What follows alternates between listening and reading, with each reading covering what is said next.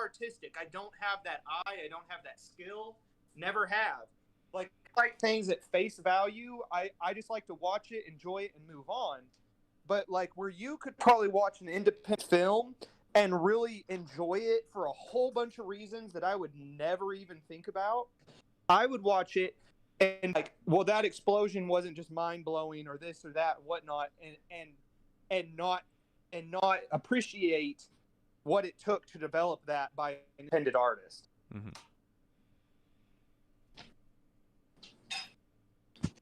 I thought I heard Jared's voice. Is he here now? Jared is here. Yes. He said he was along for the first 2 seasons of Big Bang and then dropped it. So I think we're on the same page on that one. Yep. Alrighty, we ready to get started? I believe so. If everybody is here and ready to roll, I just need someone to check the stream. I changed some audio options on my end and make sure it's not like echoing my voice. That's the only one that I think would have a problem. But I don't know for sure because that's the only thing I changed. Are you gonna put it live on Discord as well? I will put it live on Discord, yeah. The tabletop simulator.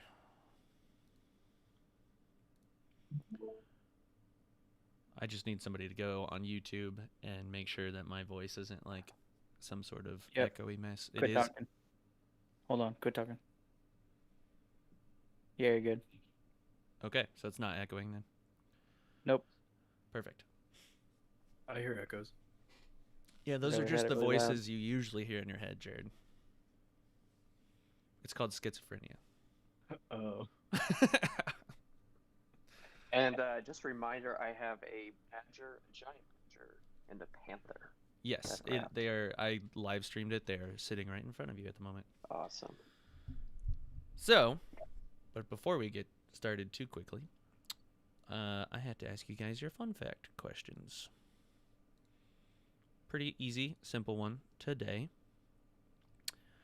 On a scale from 1 to 10, how likely do you think your character is to die this session?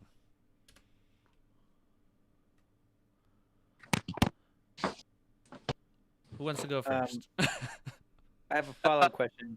It depends on initiative rank right now. Where are we at? Yeah. Do I get an opportunity for a speech beforehand? So, as of right now, we had, I believe, completed 2 rounds of initiative. So that would put us back at the top. And our initiative sitting right now is Tyrell, Ranger Steve, the Kieran, Billy, and then Tug. But the Kieran also has legendary actions or initiative, so it's going to also go in between you guys. So it's essentially going to go Tyrell, Ranger Steve, Kieran, Billy, Kieran, Tug, and then back to the top. Why wouldn't I go Tyrell, Keurig, Ranger Steve, Keurig? Is that not what I said? No, you missed one Keurig. Yeah, are you saying Keurig? Like Kieran, K-I-R-I-N, Kieran. I think Cameron said Keurig. I said Keurig. Yeah. Keurig, Karen, whatever you want to call it. It is hooving you guys in the face and trying to stab you and shoot you full of lightning. Throw coffee bean crumbs. Are we starting combat in our initiative turns, or was there? You guys had just visible confusion, and were just trying to talk the Kieran down, and it was very patiently giving you your time to explain things. So I would say that when we left off, you were kind of at the moment where it was like the last straw before the Kieran was gonna be fed up and not allow or care for you to speak any longer. So okay, we are in combat. There is no. You are still in combat. I'm not dropping initiative. We're gonna keep the same initiative. All right. But I'm gonna go with a 10. A 10, as in you. 10 out of 10 think you will die. Yes. There's if there's no lull in combat, then yes. I think if the Keurig farts in Billy's direction, he's gonna die. He has like 4 health. That is true. I mean, you're on its last straw, so you're still speaking. Oh, it's on my last straw. Okay, all right. Well, Jared or Hey. Tyrell. I guess Cameron or Kobe and Billy already talked about his. So, Jared, how about you? What do you think Tyrell's chances of survival is on this one? Tyrell's got a follow-up question as well, which That's is fun. Mm-hmm. on this scale of 1 to 10, are we talking metric or like US stand? Like what are the It's a 9. We're talking flibs. 1 out of 10 flibs. flibs? I remember those. Once when I was traveling to Jamaica, I was offered a flib and I didn't know what it was and found out that meant something to do with fish. I don't know. Uh, I made up blue? that word, so. Yeah. So I think if you lined up all the flibs and I had to pick 1 out of 10 of them, I would choose number 7. 7 out of 10 flibs. Well, just the number 7. Oh, okay. Just gotcha. You would pick 1 out of the 10, and it would be the 7th one from the The right Well, or from the left. That's important because those are 2 shoot, different yeah, fish. are they in a circle or more of a You said a line. hopscotch? Yeah, but does the line turn into a circle? I'm just trying to buy time, guys. What? This is not We even. are not in the game yet, so it's Oh my it's God. just time wasted. It's time we don't get back. I'm actually enjoying this conversation. I hate it. I've hated 30 minutes of this entire conversation. You didn't like the No, I hated Big it Bang all. Theory one either? I about muted all of you guys and just walked out. And You're was just- texting me when we start. You're that big of a Big Bang Theory fan then, huh? I'm not even that not big of it. It's like I could care less, I guess, but just for Jesus. I think we lost Kobe in the chat. Oh, he's back. Okay.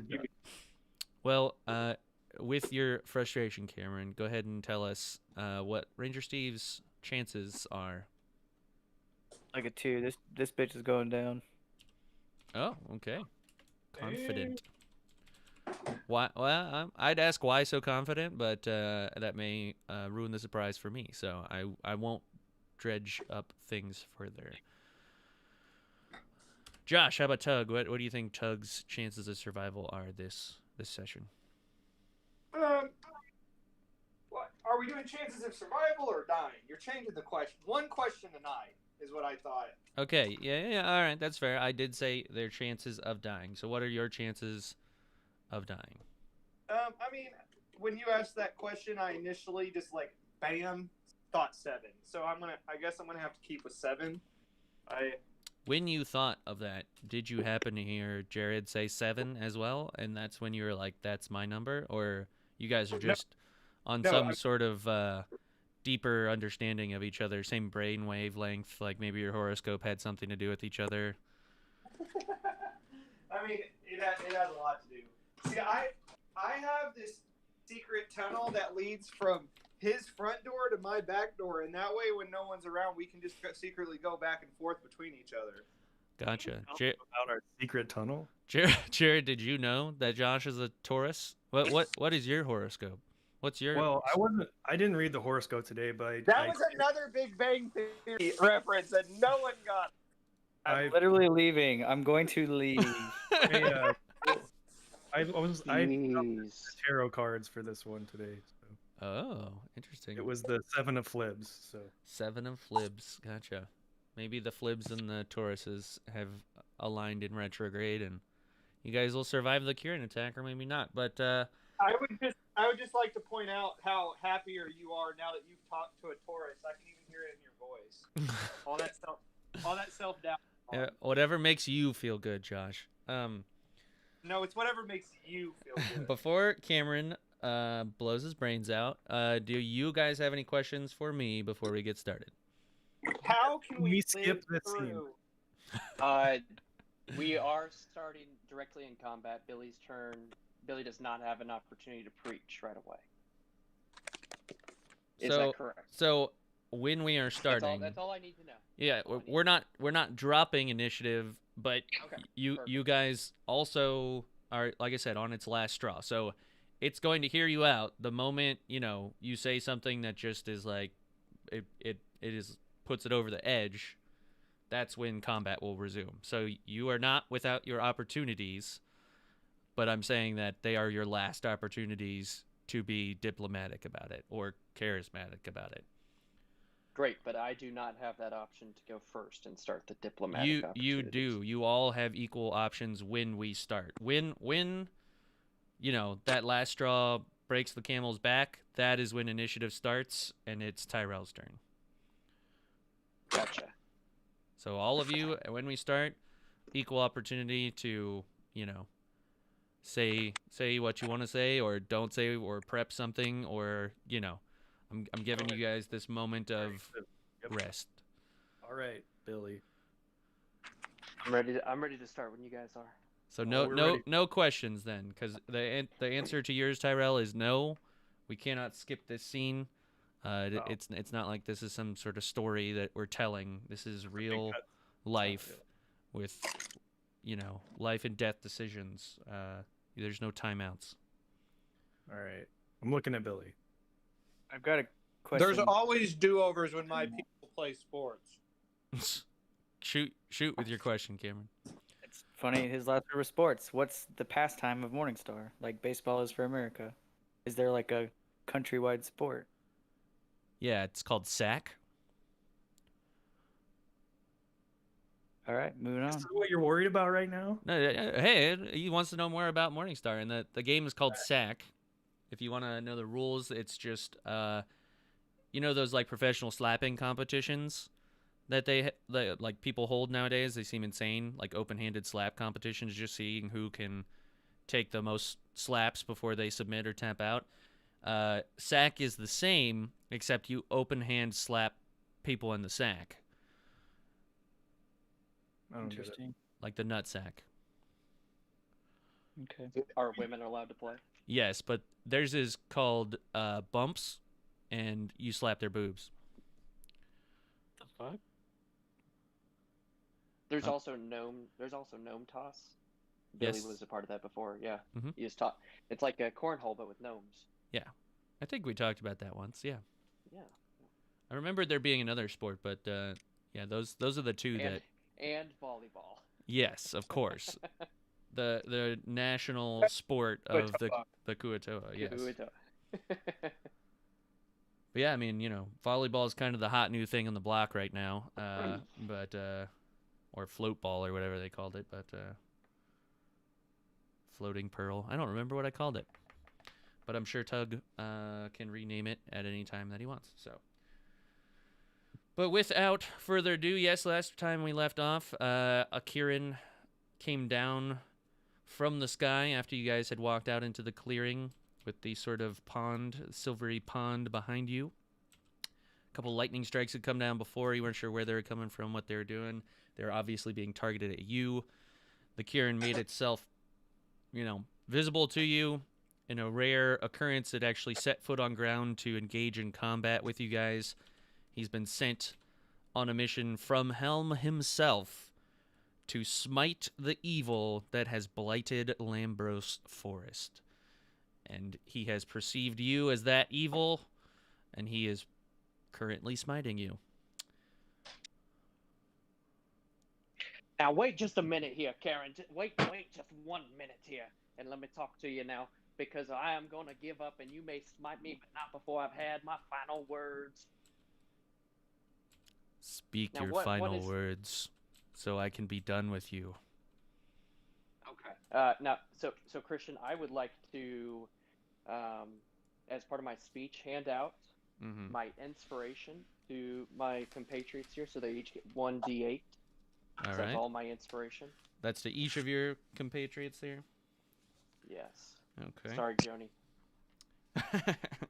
Joni I just had kind of another looks one. at you like, you would you know I still can't understand you, right? Like, But yes, my speech is handing out inspiration here. But make sure everybody Now- remembers. You got inspiration. great, Kieran, you say that we are some great evil, and that Helm has sent you to destroy this evil. But what charges do you bring before us for? Is not Helm a godly god of the law?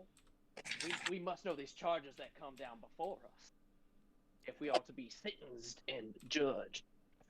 Helm has tasked me with removing the blight, the evil that has infested this forest. Scanning the area, being in the sky, I have judged you to be this evil. Now, by what metrics do you make this judgment upon our souls? The massacre in Deepwood. The massacre in Deepwood, but we were not a part of no massacre in Deepwood, for we had been but under a spell upon a tree. In fact, there was no deaths that occurred at our lowly hands. No deaths may have occurred, but you showed your true intent.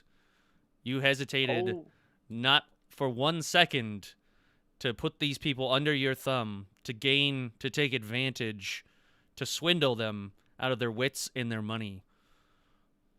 See, now this is where you've been misunderstood here, because what you are going by is by the law of which you are known, and that Helm, what you didn't understand here is that he has tested you as he has tested me along the way.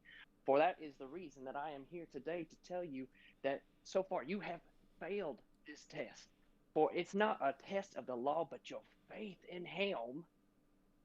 You, my poor, misguided gnome, are not an emissary of Helm.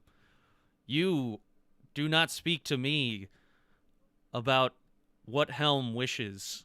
Helm speaks directly to me. I am his emissary. I am his justice, his sword.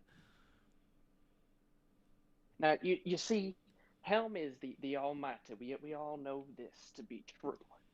But however... Do you know that to be true? Because you, the only one who seems to follow the word of Helm, very poorly may be it, I look at your other companions, and they do not seem to believe in Helm. And if they do, in some capacity, it is merely a joke or a jest to them. Now you see, this is just like the other trial that I had been put through with Helm. Previously, I had been up to... Have you heard of the Nagatomi Plaza? I have not. Well, now this is quite the story. You see, because I had prayed in the mornings to Helm, as you know, many of the faith might find themselves doing, and Helm had led me. And now this is not something of my own accord, of course. This is by faith. He led me to this group, and they planned to do much evil.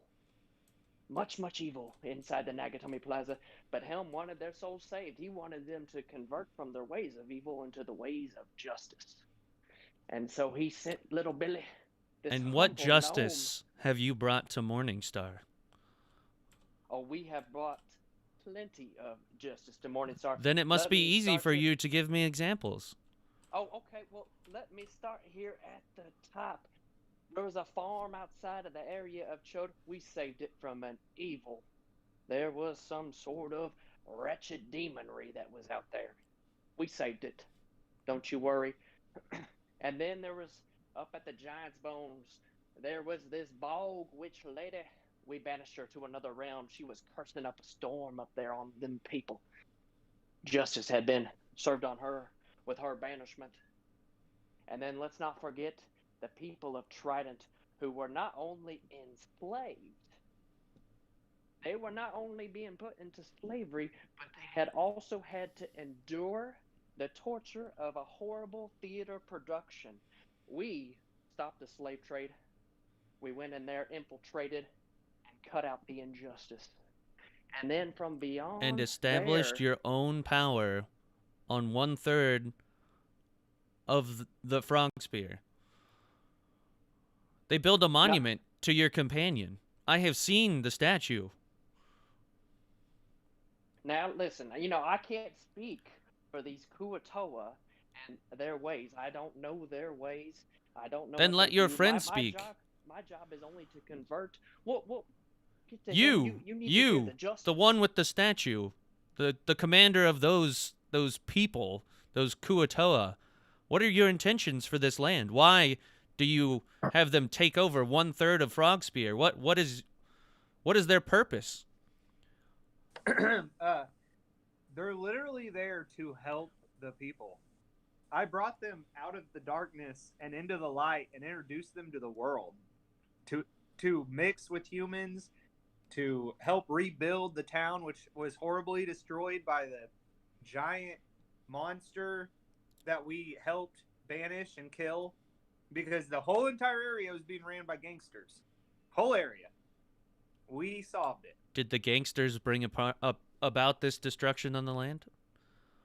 Yes. Yes, they did. Oh, they did when we stopped that slave trade.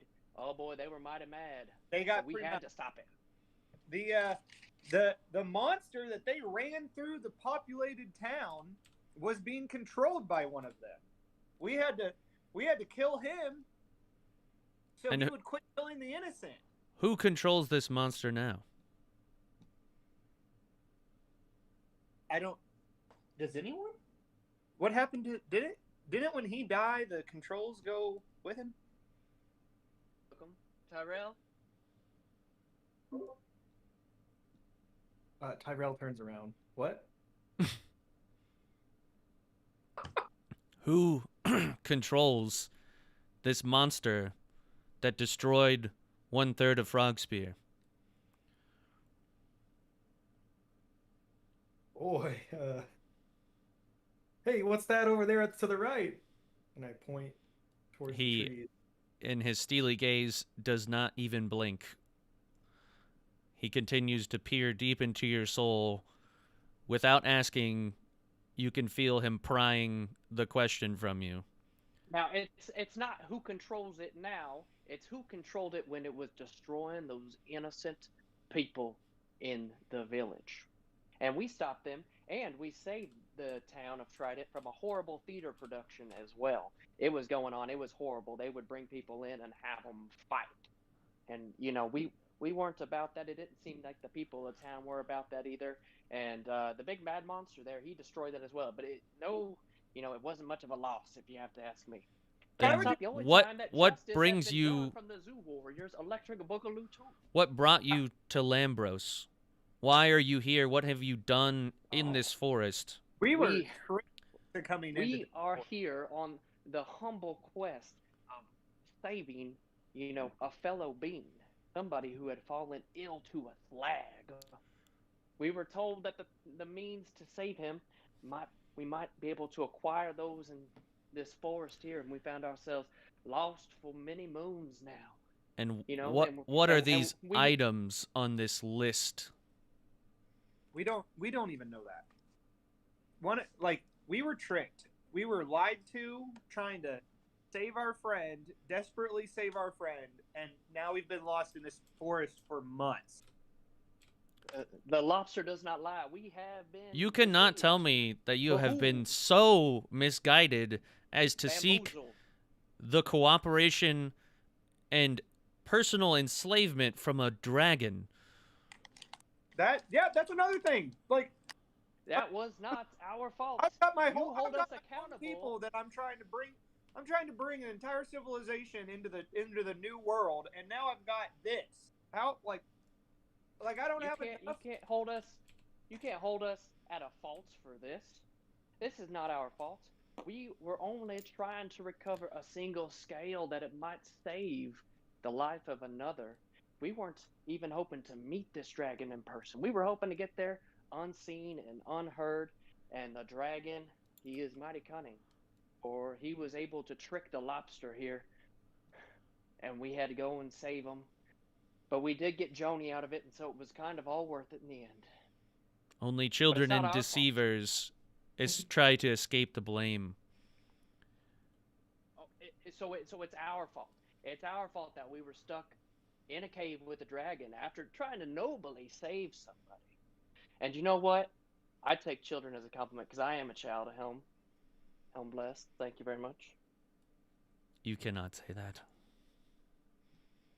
You only walk by the law that you have known from this earth, but you don't walk by faith, which comes from staring into the soul of Again, you are speaking, but it holds no bearing on my perception of you and your faith towards Helm. You are truly misguided.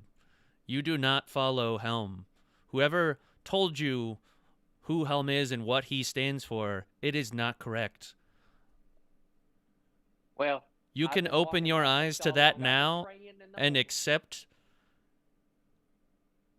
that Helm can still even save the likes of you, but you must atone for your past sins. You must take responsibility for the wrongs you have done, even in the name of justice, kindness, friendship.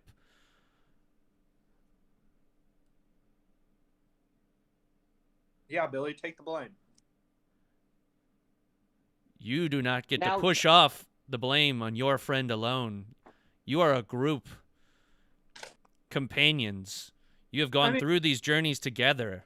I would like to say that I have been the most vocal about not agreeing with his decisions.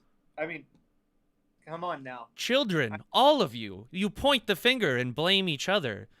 You try and avoid the conflict, trying to avoid the punishment that is coming to you. You are not companions. I was mistaken. You are not friends. You are merely hoarders of treasure on a campaign across a land to just better yourselves. Your standing. You are not friends. You do not like each other. I can tell that now. Yes. Yes. What unifies your group? Why do you travel together? What is it in this land that you hope to achieve? I mean, honestly, right now, the only thing we're hoping to do is just to get out of here. We've been in this forest, like I said, for way too long. We're just trying to get out of here. We're going to figure out everything along the way. And you know what? We've caught ourselves in some trouble. Okay? That happens to people. That happens to real people, not mythical unicorns that live up in the sky. This happens to us. We live this life and we have to live it the best we can because that's who we are. We come together. We're not friends. I don't like the lobster. He sure as heck doesn't like me. There's old Tyrell. I have no idea what's going on. Ranger Steve, he hates my religion. I take offense to that. But Joni, he's pretty cool. I don't know. We don't even speak the same language, but I feel like we're on the same thread. I miss Tony. And that's what makes us zoo warriors. Electric Boogaloo too. That's why we're together. I miss Tony. Who is this Tony? This is some demon that he has run amok with. I have tried to put it into it in the name of Helm, of course. A demon amidst your company? And you of all the creatures, you say you missed this one? A demon? Yeah. He's not really a demon at all. He's actually like the nicest guy in the world. And I've done everything I can to try to help him and bring him into the group. And what is Tony's goal? What is Tony's purpose? I think his goal is literally just to love everyone. He just wants a friend. And I've tried to be his friend. He sold his soul a long time ago. What did this Tony sell his soul in exchange for? We still don't know. We're trying to figure him out. We're trying to figure him out. But he is seriously the happiest person you'll ever meet in your life. In fact, it's kind of gotten him taken advantage of. The poor guy, like, I'm doing everything I can. I was actually hoping at the Dragon to get him healed. I pushed for that really hard. I lobbied for healing Tony very hard. What blights this creature? He's a little naive. He agrees to things way too easily, and you say heal him though. What needs healing? Basically, his left arm from the shoulder socket down, his right arm from the shoulder socket down. His soul, because he gave it away. Right, that's what needs the most healing. His right leg from the hip down, his left leg from the hip down, his face from lips, neck, and throat, and I think his eyes are okay. Or is he missing an eye now? But damn, does he have a good outlook on life. I've never seen someone who can get around better than him on peg legs. I mean, the dude is like... Were these injuries inflicted by your group? I cannot speak to that. I have never caused him any harm. I've never done anything but try to look out for him. But sometimes the man makes his own decisions, and you just got to shake your head and be like, I don't know why you made that decision. Karen, I don't apologize for the things that I do in the work of Helm. The only person I have to apologize to is to Helm himself. I have to go to him and ask for his forgiveness and see if he will forgive me and set me on the right path, because I know that my path has been lit by faith through his sight. Your path has been lit by false torches. You have not followed the path of Helm. You may speak to Helm through me. I, again, am his emissary. You can atone to me for your sins, accept responsibility for your wrongdoings, and start a new path to become a better person under the true guidance of Helm. No, I know that he has lit my way, for he gave me a song of redemption. That's true. Back at the Nagatoma Plaza. I'm all after those for horrible deeds were done. I'm all for a new path. I would just like maybe a new path right out of here. And I'm never one to turn down some wise words of guidance, because kind of like I said beforehand, I got a young group of people that aren't very established. They look to me for a lot of things, and I'm not even really sure who I'm becoming. I have a lot of questions just in what is happening to me. I wasn't born looking this way. It just Tug, will you convert to Helm? Is that what No, you're saying? no, Today? I'm not going to convert to Helm. But I mean, if the man wanted to give some wise words of leading masses of people who believe in him, You are all not the evil I was sent here to destroy. You are all just misguided fools. You are not coordinated enough to be the reason that this forest is accursed. absolutely, This is beneath me. If anything, we Oh, are. we didn't curse this forest. This forest has cursed us. If And we're just trying to get out. have been this curse has done more to hurt us than you could know. Like, where's Tony? Has anyone seen Tony? He's gone. Who cares? He doesn't have a soul. He sold it. He has Amen. a soul. He just sold it. You can always buy something back. You can't buy that back, Tug. That's why you have to Stop choose. your That's why I've bickering. chosen Have Helm. you seen what blights this forest? There's You, Ranger, you of all of this group should notice the anomaly that lives within this forest. Has there been any unnatural sightings you have come across in your path into this Lambros? I mean, where do you want to start, bud? So, the Edgewood, to begin with, I was a little sketched out by the mayor. Apparently, he's the only one who had the power to really cut these trees down. Kick it off a couple months, and we find out he was actually helping abate the spread of whatever disease is haunting this forest on one side of it, but it grows to the extent on the other side of the forest. Again, we learned these things by a tree that was trying to, basically fool us of everything, which it did. We got to the elves within the forest. I thought maybe the poison into the water apparently was the lifeblood of the forest. Maybe that could stop it. It didn't stop it there. And then everything got turned around, and now we're kind of lost in a time loop. Lifeblood So of we've the been- forest. What is this of which you speak? The elves contain... Is this what causes the forest to grow untethered?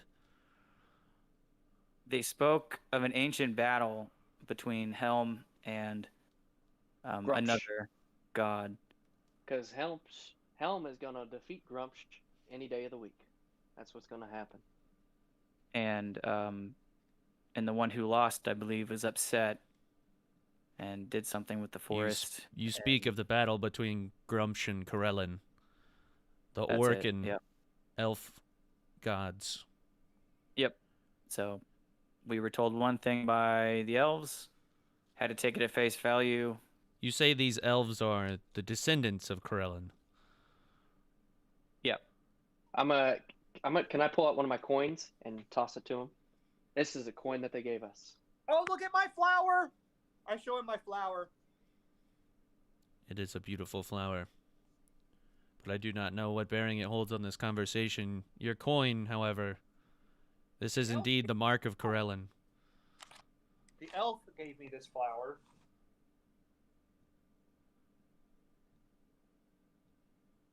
Are you done with the flower? Can we continue this discussion? Well, he was made out of flowers. I just thought it would have some bearing. Sorry. Regardless, your coin, yes, it bears the mark of Corellin. So you mean to tell me that this pond, this lake, is a source of power for these elves? What can you describe this to me? Don't throw a wooden axe into it, because a nasty, rotten tree will grow out of it and then like crumble and fall and die on itself. You're saying that this pond accelerated the growth of this tool? Yeah, but it was really confusing because the wood itself was already dead and made into a tool, but then it grew and sprouted like a seed and turned into a demon tree. And then perished. Right. Ranger was there too. He is good at explaining things like this. Yes. So the tree grew out and then basically withered right in front of us back into the water. Tell me more of the dragon. What is the dragon's purpose? What did he hire you to do? He hired us to beat him in a game. Forced slavery. Forced slavery. Oh, we got to go kill. But what are his intentions? I am trying to merely discern what the evil intent of the forest is. What is blighting this forest? What needs to be purged? The dragon first told us, 1, go and kill the tree. 2, go and kill you. Number 3, go and kill like everyone in Edgewood, and then come back to him, and then go kill the Archlich Bodas Daru. But we weren't about to do that. There was no way we could kill the tree. We didn't want to have to kill you. We didn't want to have to go back in Edgewood and kill any people there. All we wanted to do was stop the Archlich, because he said he's going to try to destroy the world. And that's the only right thing. Who told you Vodusk Daru was going to destroy Morningstar? The Emerald Dragon.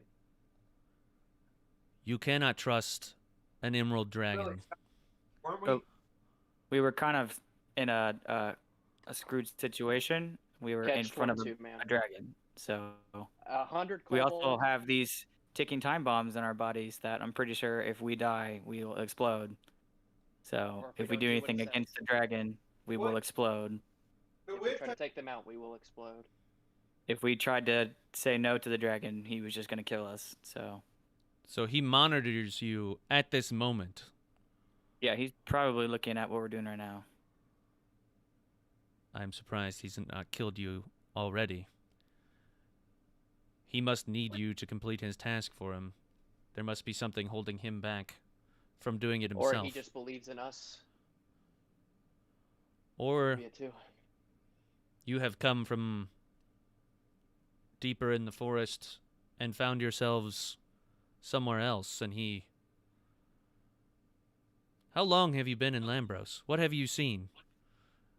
Too long, bud. Like, we came in here for a shopping list, and then we found Derek, and he told us the dragon was bad, and then he made us kill him, and then told us where to find his soul, his olfactory, and then we went further in the forest, and boom, here's a big old tree that lied to us for, like, a couple days. And then lied to us again about the dragon, and we got to the dragon, and the dragon basically flipped it around and said the exact opposite, and said Derek was bad. And now we're just screwed 6 ways to the shopping list. But when we came into the forest, there was a lot of life, and things were standing, and there was a death knight. And on our way out, the death knight was dead. The buildings were old and decrepit. The water's dried up. So, we don't know. Has it been 1,000? What year is it? And who gave you this shopping list? What is on this shopping list? So someone we thought could help us. She seemed pretty confident. I guess we could have been naive because then, bam, we're in the middle of the forest talking to someone, and they say, "Yeah, no, she sucks. She's lying to you." So, She was and our some friend, mage witch yeah, she from was some Edgewood. witch, Does and then this our witch friend have is a already name? dead. So, basically, we're trying to save our She- friend. Got here, been stuck for a long time for no reason. She was telling everyone she could tell them their fortune if they would only give her part of their blood. I had refused, and yet she took my blood from me with her magic. Blood magic. She is indeed evil. I do not know this witch of which you speak. If she was smart, she would not have given you her name. Of course, she could have lied about that as well. But she sent you in this forest to save your friend with a shopping list. Yep. So most of these things we didn't know even what they were. Were these intended really to know save how your to friend's life? Yeah. Yep. And that's That's what what she brought you told into us. Lambros.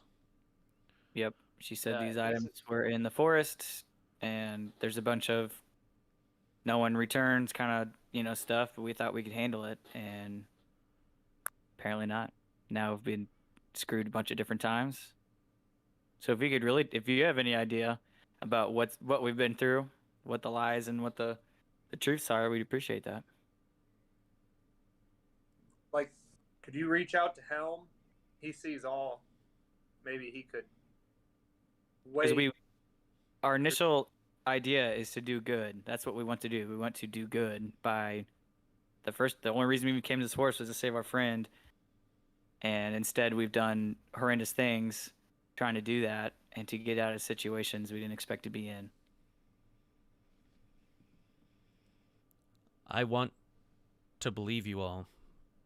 But if we're to move forward as companions, I need to be able to trust you, and I need you to own up to the wrongs you have done. I just did. The owlbear egg in your possession, the 2 that you slaughtered. I need you to return the owlbear egg to its cave, or to nurture it and give birth to the owlbear and reintroduce it into the forest. I do not expect this to happen quickly, but this creature, if you choose to raise it as your own, will be the catalyst for your group. I want to pull out my owlbear egg and hold it like a baby. What is what do you mean by catalyst of the group? Your affection, your care, the decisions you make in raising it, the justice and organization that you choose to guide it with and shape its future, it will become either a creature for good or evil based on how you raise this owlbear.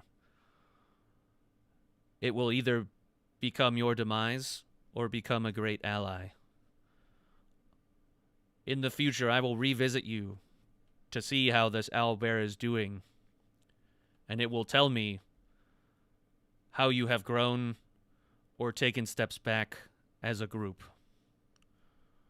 We had this same test in my home economics class. Then this should be no problem for you.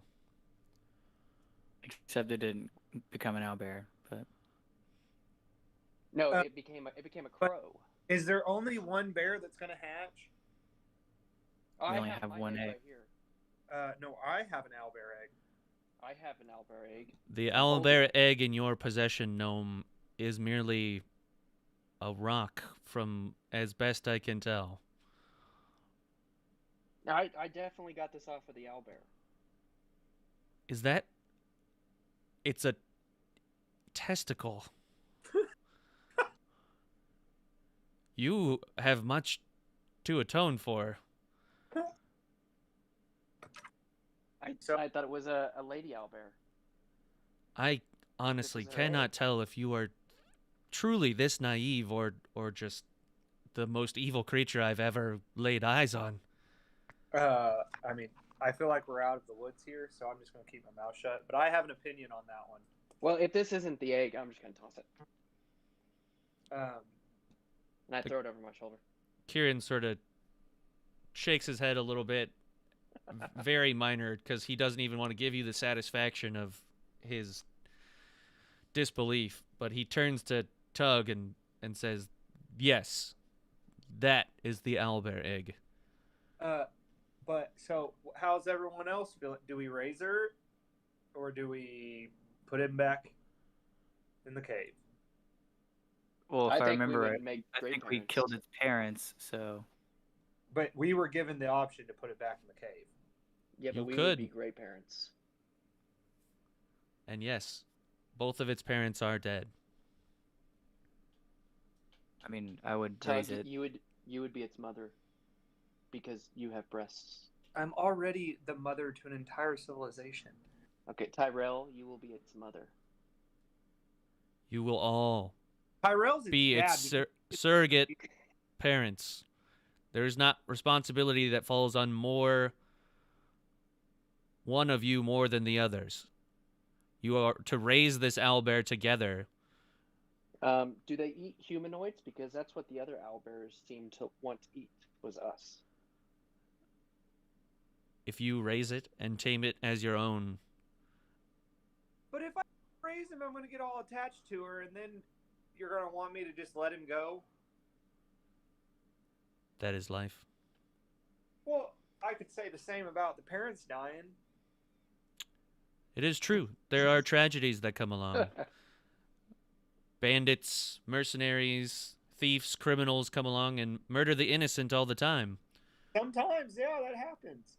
But I see the point that's being made. So, yeah, look at my cute little owlbear. What shall you name this creature? Probably Carlito. Well, Platt is already taken. Then why Or bother Mr. bring it up? Hooters. I'm just putting it out there. Everyone needs to remember.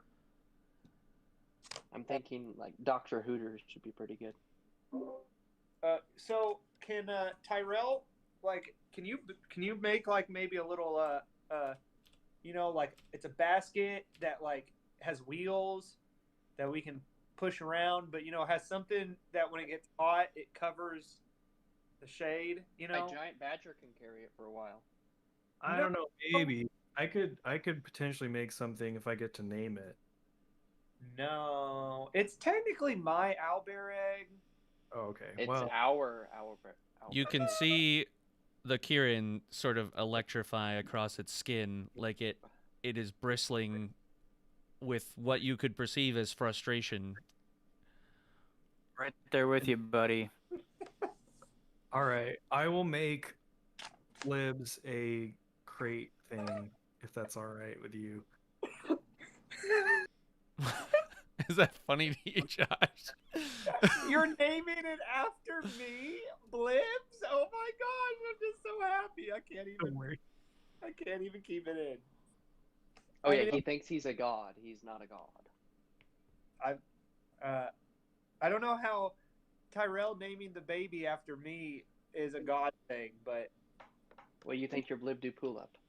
I mean, I feel like he was just referring to you as Blibs, is the way I heard it, but It makes Yeah, I definitely said Flibs with an F, but Blibs is all right the too. puzzle pieces have Blibs, been connected. yeah. These people you speak of, these Kuatoa, you are becoming Blibdu Pulip. I see it now. I must admit this is rather humorous. The Kuatoa, maybe they did not grant you with this knowledge. Their will is so strong that they create God in their own image. Their belief has magical properties. So their communal belief is what makes you the god. You've undergone changes, you said. yeah, keep talking. This is hilarious. Keep going. I mean, look at these grade 10 knockers. I mean, come on. And Are you shaking your tits at him right now? yeah, you think it's all natural as I just like snap in the air? I'm like, no, This isn't. Those poor creatures. They believe you to be their god, and you are becoming it. I told you that I brought an entire civilization out of the dark and into the light. You brought Kuatoa, light-sensitive creatures that love dwelling in caves, into the light. Yeah, I tried to tell him that, but They are flourishing. Flourishing, I tell you. When's the last time you spoke with your people? Does a leader leave his people? Why are you not with them? Blipnoo Pull-Up is always with them, if not in the body, but within the spirit. And how has your spirit been with them? Listen, man. I have purposely been trying to find water to talk to him. I can't get out of this fucking forest. Is the silver pond behind me not good enough for you? That silver pond did bad things last time. I'm not getting in that water. This is the pond of which you speak, the evil that your tree grew from. I literally pointed at that pond. You were just probably angry, and you got a lot of... Then where are the elves? I do not see elves here. Remember when I said we came in and things were flourishing and we're coming out and things are dead and decrepit? Point A. Have you seen things in this forest twice? Oh, yeah. Too many times to count. Some of them 3 times. We saw squirrels once, and then we saw them again later. They were monstrous. Yeah. And then we saw them again. They weren't so big. This trendy outfit that you see me in, this isn't the latest fashion. It's a squirrel's tail.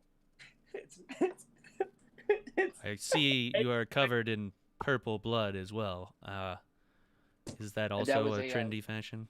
No. You see, there's these cave spiders that were attacking us, and this queen spider, she pretended to be a damsel in distress. And you know what we do? We gotta go save the day. And another bad I ended up situation having to put her down. Than trying to do the right thing. Damsel in distress. Queen spider. I had to insult it to death. Normal cave spiders do not have a queen of which you speak. Oh, these were not normal. These were phase spiders. Things are making sense now. Phase spiders, you say? Her top half was a woman. Her bottom half was a spider. Not her, but the regular spiders. So these phase spiders, they tended to disappear and reappear, am I correct? We have a phase scimitar that we got in the cave. Oh, I pull out the phase scimitar. Wah! So yes, as you pull it out, you see it sort of blink in and out of existence from the blade, but the hilt remains in your grasp. You killed the queen, then, I assume. That is her scimitar. Yeah. She didn't stand a chance, old Billy. Phase spiders are interesting creatures. If you have seen things twice in this forest, phase spiders are typically found in places that are rather thin or close to another plane of existence. That's what the dragon told us. So you have been trapped in what appears to be a loop. And you must break free from it. Are we in the loop right now talking to you, or are we outside the loop? This is also intriguing to me because you say you have seen things that I do not know exist. I believe I am from a different plane than the one that you used to occupy. You seem to know stuff that happened where we were at, so it sounds like you're from the right plane. We just got lost in the way. Correct. There are things you have said that I know to be true of Morningstar, but there are things that you witnessed and saw inside this forest that I do not know of. That's why you didn't know we were doing just things along the way. It happens. Do not try and twist this back to your favor. You know you have done wrong. It happens. But the curse on this forest, you mean to tell me that the pond behind me is not the same one as the elves showed you? No, I think that one was black, Yeah. right, Ranger Steve? Well, I mean, it was occupied by elves around the area, so. Yeah, and they said it was the blood of a god, one of the elvish gods that was fueling it. Before we continue, I think it would be best if I remove these explosives from your bodies. The dragon would have detonated these long ago if he could see and hear what was going on. So before he finds a way to reconnect, I'm all for it. I'm already up there. Oh yeah. show me where these are. I point to my heart. So he You bends saw me down hold with his horn and he touches his horn to your heart, and you see like this. It feels like somebody's like got a string and has run it around your heart, and it's like a needle coming out of you, and you see the crystal come out, and he shatters it in midair with his horn. Yeah, I do the same. Glowed. Where is your crystal? Point to the place. I point to my heart. He touches his horn to your heart and he says, "There is nothing there." What? You have no heart. He says, "There is no bomb in your heart." What about his butt? Is his butt the bomb? What? It's What- thick. Do I have a bomb anywhere?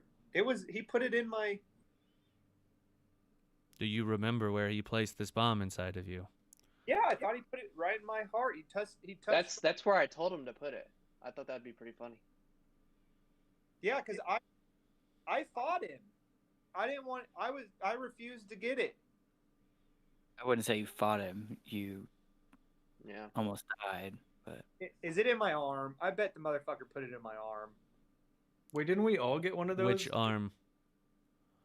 I mean, left hand, because He isn't my. touches his horn to your left shoulder, and you feel a pulling needle sensation from your arm as the crystal sort of reveals itself into the air with a shimmer and is shattered just like that before your eyes.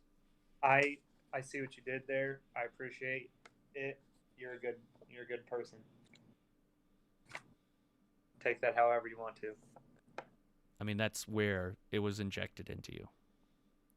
I really thought I got it in the chest like everyone else, but No. I didn't get it in the chest. I did it in the chest. They're just Billy. did we all get it in the arm there? No, I tried to deceive the dragon, and I tried to use Tyrell's extra hand that he had just laying around, and I tried to get him to plant it in that on the You, back of my neck. Ranger, show Shoulder. me. So he touches his horn to your shoulder, and the same sensation and feeling happens before your very own eyes. And he turns to Tyrell and says, "You, Drow, What? where?" Oh, it's in my leg.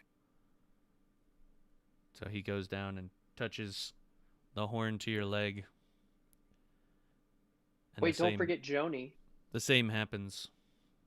This creature, this And I Joni, you go say, pat- has one? I go pat him on the shoulder. It's okay, Joni. Oh yeah. Joni sort of looks up at you, Billy, like, what? What? Wouldn't he look down at me? Probably eye to eye. Honestly. Kobolds are about the same size, I would say. Okay. This creature has one. Where is it? The heart or shoulder, one of the two. So it sort of runs its horn up and down the body of Joni and says, "This creature has no bomb contained within it." He lied. It's a spy. Oh shit. Nah, he wouldn't do that to us. Where did you come into you said this companion was brought to you on your journey. We won him after baking a cake. Baking a cake. Who Who gives a kobold away as a prize for baking? What cake could you possibly have baked that would result in winning Sponge. the servitude of a kobold? I mean, He killed Tony, but I brought Tony back to life, and Tony still hasn't come back. I'm getting worried about Tony. I'm not. He sold his soul to a Tony demon. was with you in this forest then. Where did he go? Me and him went off the forest a little bit because we were told to stay on the trail, and we did this entire time until we got tired of it. And we went off the trail together. We came back, and when we came back, he went on off the other side of the trail, and before I could follow him, you showed up, and he's yet to come back. So your friend is lost. Yeah. More lost? I see your point. More lost than you have been probably seems impossible to you. But demons yes, have a we way of did- finding their way back. He's not a We demon. did win the kobold in a game I don't of believe- cakes. I don't believe that he sold his soul to a demon. He has a He has told us that.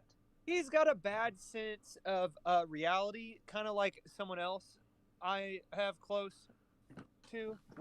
You shouldn't be talking about Tyrell like that. But you know, Like he told us that he sold his soul to a demon the first time we met Ye- him.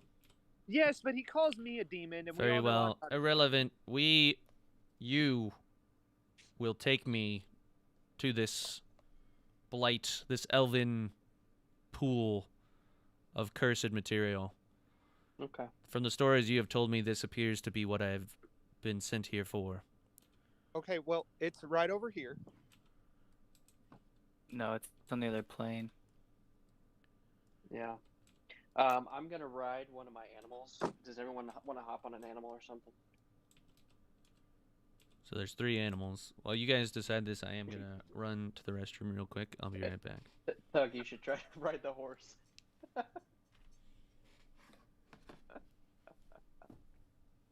Well, As- hey guys, as we all we've know talked our way how- out of this.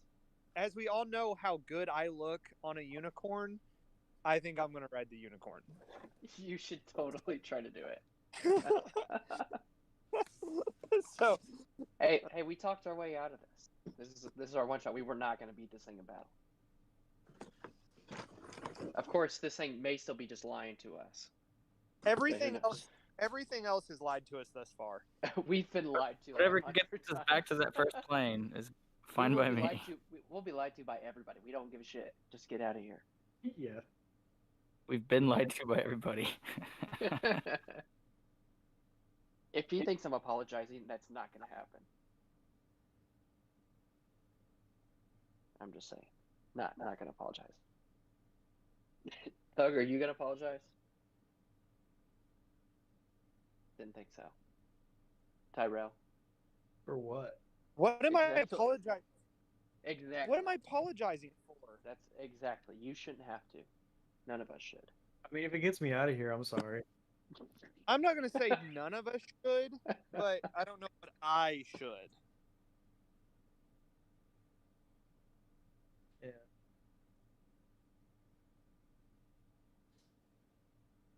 So now we got to find our way back.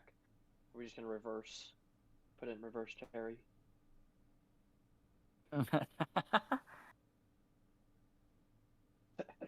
Jared, you should try to use your rope to guide this thing. I actually was thinking, don't we still need to build a little nest for the egg? So you can use my when he gets back, I'll let you. You should put it inside the badger. Let the badger carry it for now, inside its pouch. Let what carry what? Sure, badgers have some Badger sort of big enough for pouch. an owlbear egg? I have a giant badger, a regular badger, and a panther that are out there right now. I'll let the panther have it. No, I think I'll carry the owlbear here. All right. No, it's The owl egg bear. Let you know, if you keep it inside of your bag of holding, and that bag of holding rips, see you later egg and everything in your bag. So kind of dangerous to put it Um, in a bag of holding. keep that in mind. Yeah. I could cover it with the squirrel's tail to keep it warm if we need to. It does need to stay warm. I bet that bag of holding is ice cold because it's basically a So Um, when If Christian you- gets back, I'll take it I'm off back. so we can wrap it around there. Okay, No, now take off my Jared, squirrel's tail. you and give just him need for to- the egg. you just need to build me a little basket, and I'll carry it with my claw that has the grip thing, and that way I know I'm always going to have it. In the meantime, we should put the squirrel's tail around it to keep warm. That shows that we are good parents. I mean, yeah, give me the squirrel tail. All right, I pull it off. Give Okay, it over to Tug. I wrap the egg in the squirrel tail. Oh, you know, owlbear eggs are allergic to squirrels. Well, I'm not The gonna eggs. walk, so I'm gonna get on top of my giant badger.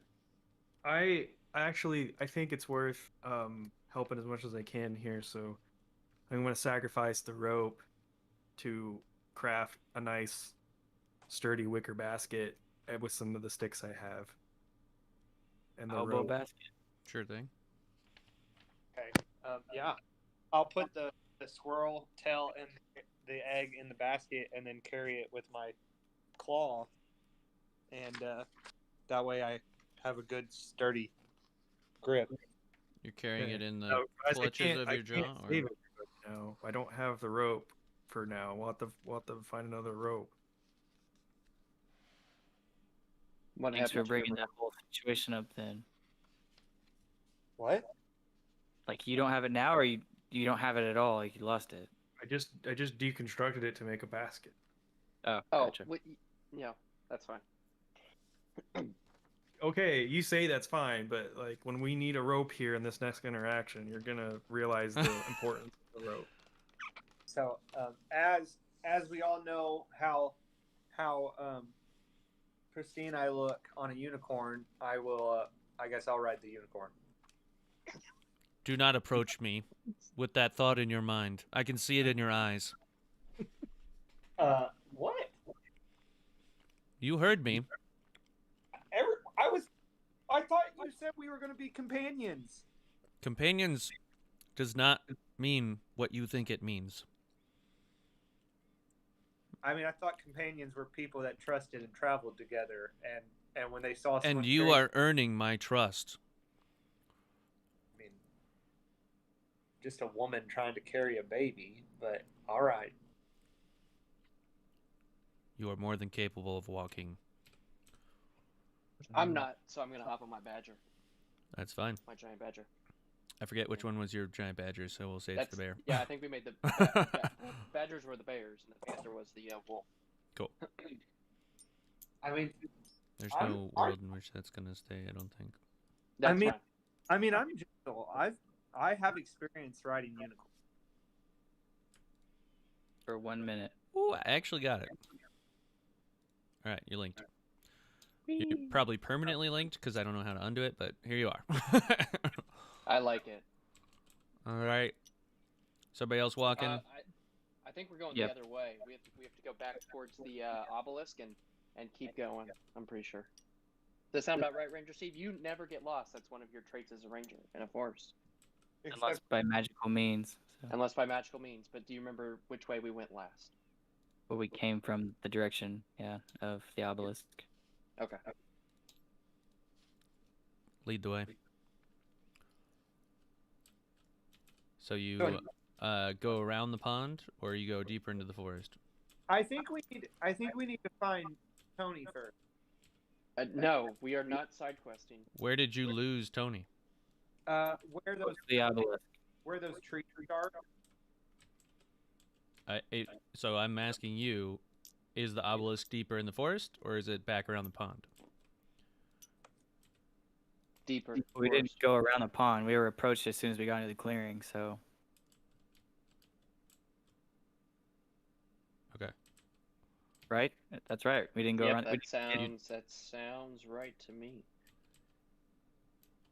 I didn't think we got the chance to even try to go around the pond because that's when we were approached by the Keurig. I mean, you'll find out real quick the direction you go if it's gonna be the right one or not. So Well, we got a Keurig to help us. I can see a little play stand of Tony that direction. I know Let's go. he's not over there. Let's go. So we have to go back towards the obelisk. We just walked into this clearing. We gotta turn back and go around. Okay. So let me make sure, check my map here, because You don't trust us? Well, I know. I guess in my mind it was different, and We definitely didn't cross the clearing right, because I got struck by lightning again. yeah. So yeah, okay. This is. Then we need to go to a different game. We need to go to this one. Warfighter. The AI dungeon. Go bake some more cakes. So. Dun, dun, dun, dun. Let me Okay, make it's an... courage gone. Yeah. We did it. And now we're stuck back in this next to this obelisk again.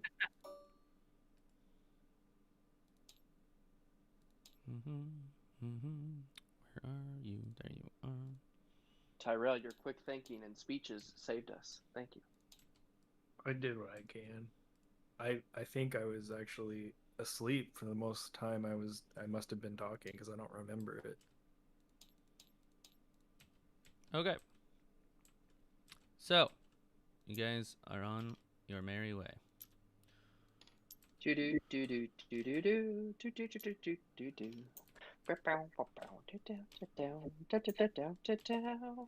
Billy, let me get you your bear real quick. Beer. Or badger. Sorry. Badger, giant badger, panther. We will say that the bear represents all of your companions All for right now. three. Perfect. Yeah.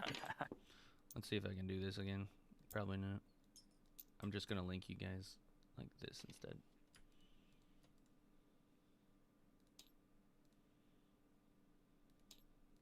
Okay. You guys are rolling. So you turn back to go into the pond or whatever.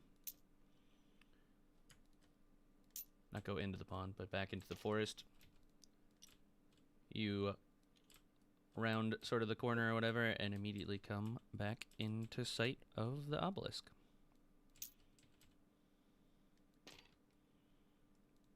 So it stands before you. The obelisk you've seen, I believe, 3 or 4 times now. Yeah, Karen, this is the thing we keep crossing, and it was kind of an entrance point for us into the woods, and we haven't been able to escape it since. It's got this little hieroglyph on it, and it seems to have magic inside. Very well. Do we continue? Do you know what this thing is? It appears to be made of stone, but it holds no magical properties. Oh, can you break it and see what's inside? I'm not just in the nature of breaking things I don't understand. Gotcha. Sounds, yeah. I worry for the future of this child. Let us continue. You guys make it, and you come across the stump with the cauldron set aside. Have you Yeah, we crossed spent a this lot of time before? here. Yep, we got Tyrell a new hand. What is And then I this think- cauldron? Wait, is this the? Can I go investigate to see if there's the markings from where we dug out for Tyrell's hand? Sure. Yeah, you can run over there real quick, and it is indeed the markings where you guys made the sort of crude iron mold. So last time, when we got past the obelisk, we walked this way, and then we walked out, and then we made it eventually into the clearing, and that's where we ran into the cairn, right? You can always look at your map too, but yes, you are correct in that. So if we wanted to go back to where we were at, we'd have to turn around and go back the other way. Because continuing down this way led us, past those acorns it led us to the cave. So it led us to the cave. Did we meet the cairn on this side of the obelisk or the other side of the obelisk? I can't remember if we turned all the way back or if we just... We went the cave. through. So we went past this, went through the nuts up the road, Yeah. got to the cave and we're like, this is bullshit. We're stuck again. So we came back through this area again and went back through the other way. Oh, okay. You, the crab one, did you say some of you walked through the forest off the path? Yeah, I did as well. Yeah, we walked through and it took us to the Yes. other side. Yeah. So, the other side, as in a different location but the same. Yes. Where have you strayed from this path? In only We one walked- location? So about right before where the nuts are at, we just walked straight through on the side where I'm at. And where did We just this walk through that way. and where did this take you? To another It took us to the cave where we found the owl bears. Or no, it took us to the cave where we found the spiders. One of the two. The spider cave. Took us to the spider cave. It would make the most sense to me from where the phase spiders and where you encountered them that if you walked off the path through the forest that you would find yourself in another plane. Now, whether you walk off the trail in a different portion of the forest and it has the same results, I do not know. But to me, it would appear as if you could walk to the other side from where we currently are. All we have to do is merely go into the forest. You also game. said Let's do it. your friend Tony went Hmm. in a specific side of the forest and did not return.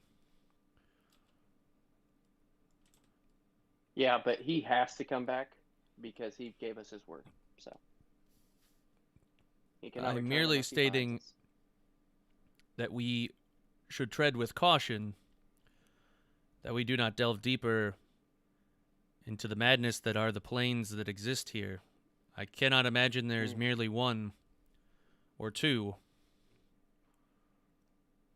You may have Yeah, but been we got you to fortunate protect because us you now. have stayed on the path this far to only stay on two of the paths.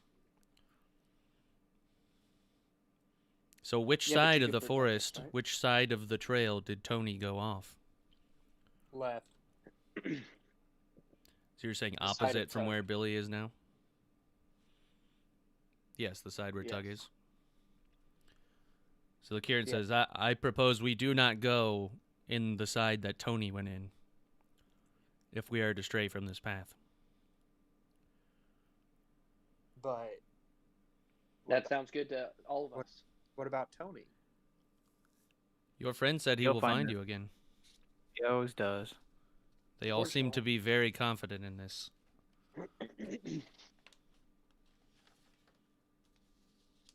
All right, let's go. So we cross the trail here. Yeah, that's good enough, I guess. We'll figure it out. Very well. Lead the way. All right, I lead the way. Okie dokie. So you guys go into the forest. As you pass the cauldron, you see the Kieran looks at it with a little bit of concern. But he doesn't say anything. He doesn't ask any questions. You guys go through the forest. And The duck formation. Hopefully, we end up in the dragon's lair with the Karen. Hilarious. We met this guy, and he doesn't like you. so you guys go through the forest and you come out where there is yet again. Wait, where is. Yeah, okay. Let me draw the circles real quick.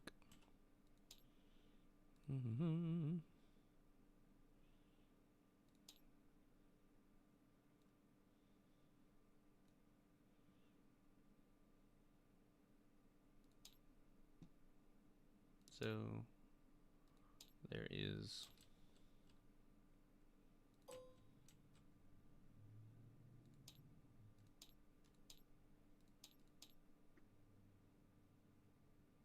that one, that one. So you come through the forest, you guys go in, until you lose sight of the sort of circle clearing with the stump in the middle of it. You continue down the path in a straight line, and you, in the distance, see yet another clearing with a stump in the center of the clearing. Ranger Steve, can you tell if this is the exact place that we were just at based off your ranger skills? I think it's the first stump we passed when we first entered the forest. So there are no markings on the ground from your crude iron hand, but there is a cauldron that is unmoved from the stump. Gotcha. Yep. Yeah, so we gotta, if we just book it down the trail. Third plane. This is the first plane we were on when we entered the forest. So if we book it through the end of this trail, we can make it to where the elves are at, right? Yeah. Okay, let's do that. There is a death knight up ahead. Karen, can you fix that for us? A live one? Yep. If it's on the first plane, yes. Yep. Why do we merely not go backwards from here to arrive at your pond? That sounds good. Let's just do that then. Yeah. You'd think that's how it worked, but that's not how it worked when we did it before. But It appears to me that when you are at a location and you stray off of the forest, it brings you to the same location. So we merely have to return to one of the ponds, and if it is the correct or incorrect one, Just walk through the woods. we either walk through the woods or don't. All right, let's do that. So But to get to the pond from here, from the first plane, was going through a bunch of all those obstacles. It was like the last thing on our list, on our map. I think he's saying just go backwards and then get there. And we'd leave the forest if we're on the first plane. Oh, good. Then we wouldn't have to do any of this stuff. do what you will. I'm merely trying to understand. I think we're stuck in a loop until we figure out a way out of here. But so I think we would go back to at least one of the ponds, Ranger Steve. Whether it's the pond we're looking for or the pond we're If not we're stuck looking in a loop, then I guess that's what we have to do. But then I don't understand why we're in a loop if we're back on the first plane. That's what doesn't make any sense to me. The forest works in mysterious ways, but there is a set of rules that they operate under. Well, you guys, if you want, you guys can continue this way, and I'll run over the other way and see if I find a pond. I'll send you a message if I see it. No, I'm fine with let's just go backwards. Let's go see what happens. Based on where we came from, the only thing that should be between us and the pond is this obelisk, or whatever you've passed before. So you guys head down the trail. Lo and behold, there is the obelisk.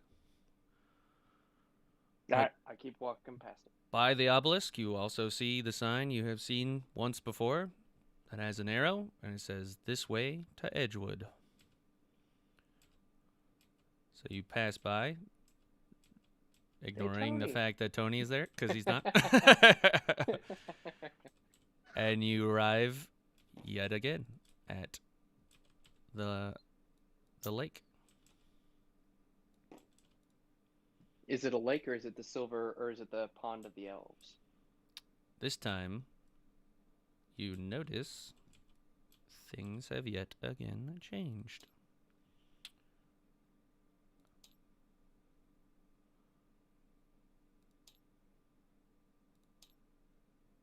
And I wonder, I thought I had saved the Elven one. River crossing, river crossing. Maybe I didn't. Well, for the sake of this and not swapping yet again, we will say that this is indeed the different one. So you are met this time as you walk through the trees, not with a silvery pond, but a crimson pond. There are giant, ancient towers of elven architecture that reach far into the sky. And you can see this is the exact same place that you each explored before with all of the towers. Yep, this is it, Karen. And this is the pond of which you speak. The one that corrupts this forest. The elves gave us a history of it. Yep. And these elves, where are these elves that you speak of? You can see in the wind and sort of the towers, there's like petals of flowers sort of catching in the wind. You get brief. The elves were made of the flowers. I'm starting to blended with understand nature. what is going on here. So this place, this pond, is accelerating growth in the forest and the evolution of the elves, transcending them into becoming one with nature.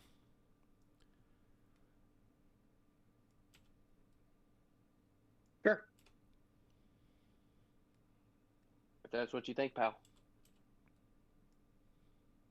I am afraid that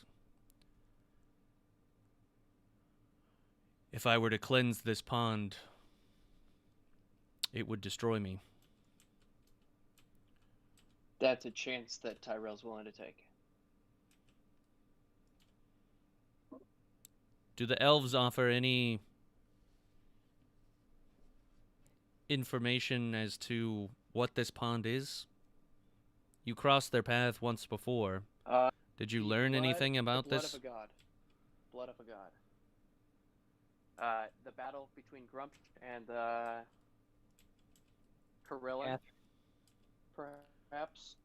Whatever Grumsh did beforehand. Did Grumsh kill somebody?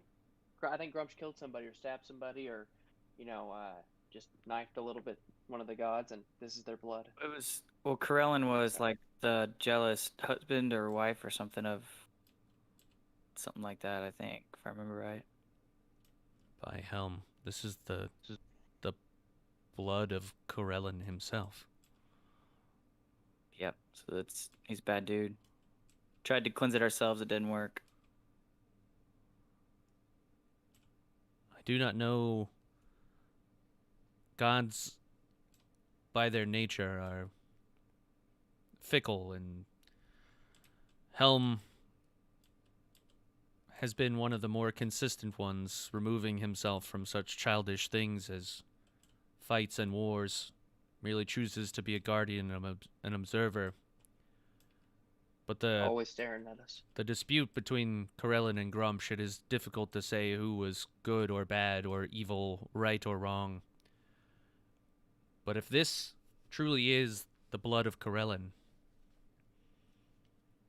and it did to that axe what you told me it did, this is essentially life and death contained within the pond. Somehow, You said you could destroy it? if I were to cleanse it with my horn, I would be destroyed, but the pond would be cleansed, and Lambros would be cured. That seems like a very just thing to do. This is the mission I have been sent here to do. I will reach out to Helm and inform him. Can I go with you? It is not a journey that you take physically. Can I pray with you then? You may.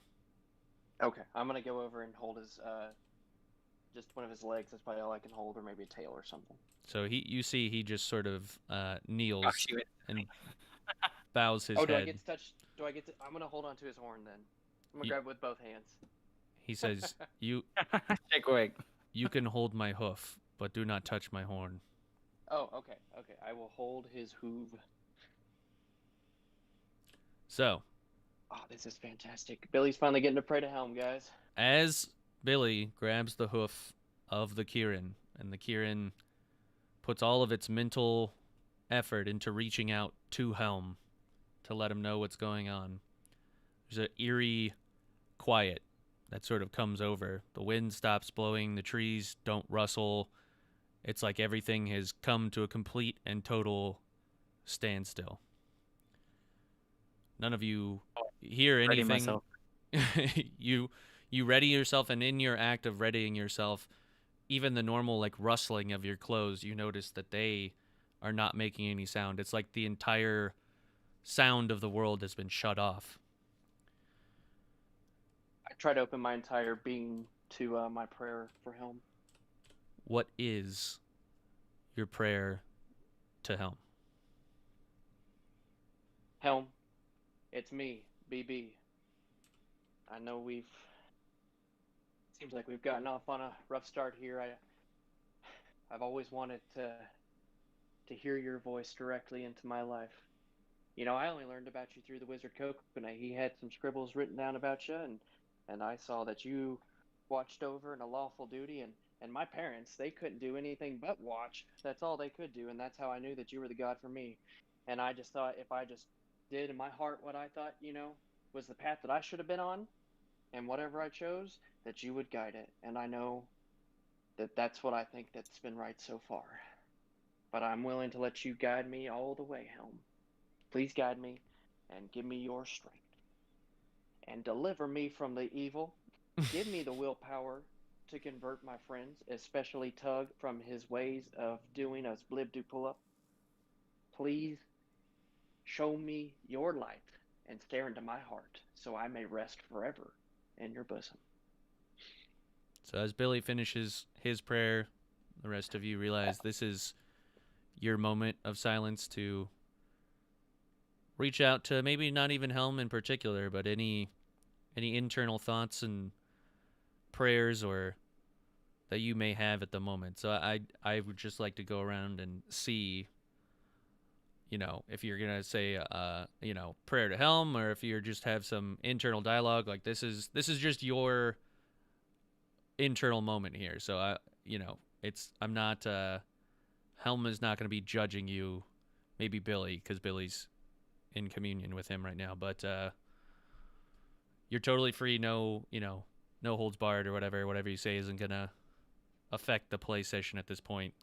But I would just like to get in the headspace of each of you guys. So Tyrell, Tug, Ranger Steve, say what you're thinking,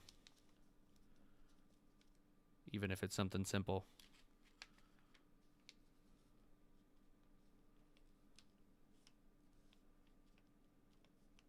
I can't believe that there's nothing going on in the head of Tug right now. He doesn't know what to do in the face of a real God.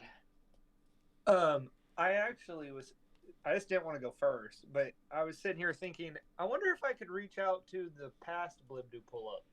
Like there's obviously a lot of power happening right here, and I was just like, what if I, just like, oh blib. Anybody? Any response? All right. So now I need Ranger Steve and Tyrell to tell me what's going on in their head.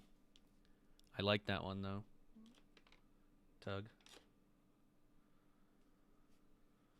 I am wondering why this water is so blue. Red. It's crimson. Wait, it's red? He's colorblind. you learned that you're colorblind. No.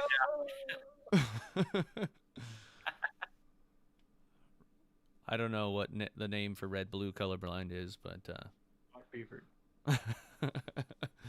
so that's it. It's You're just canon now.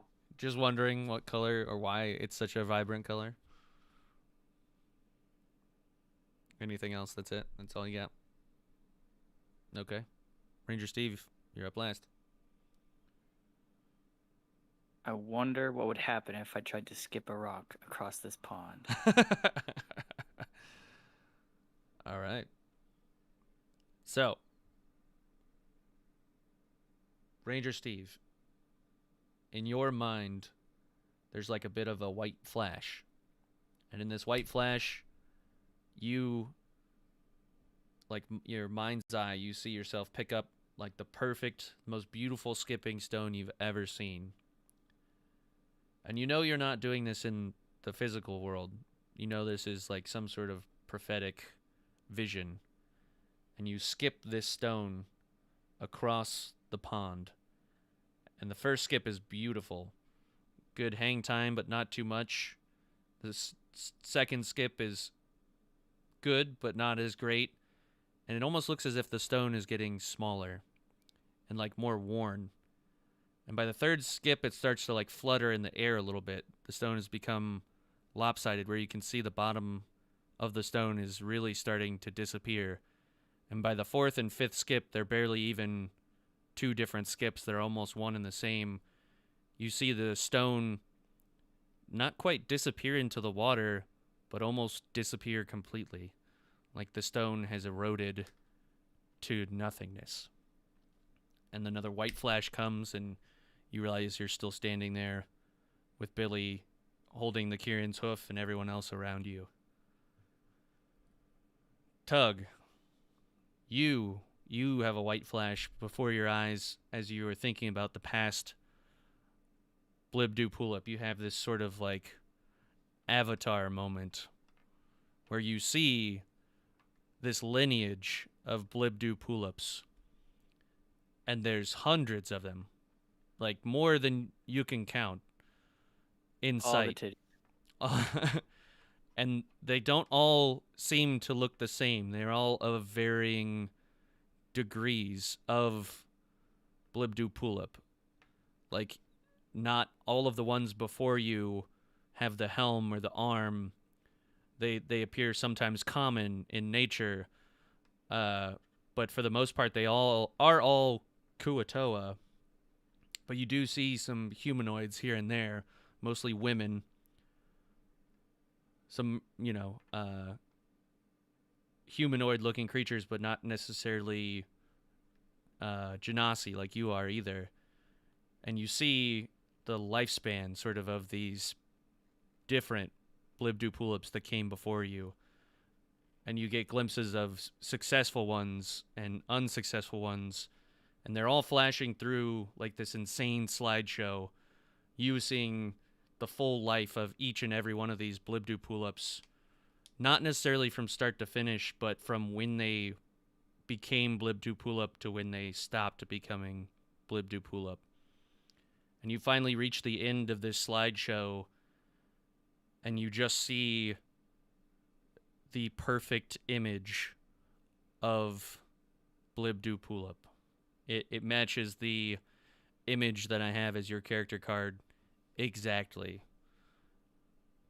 And the lobster head and arm do not appear to be like the armor that you are wearing, but actual physical lobster head and arms on the body of a female humanoid, obstructed by the seaweed in the ocean, surrounded by creatures.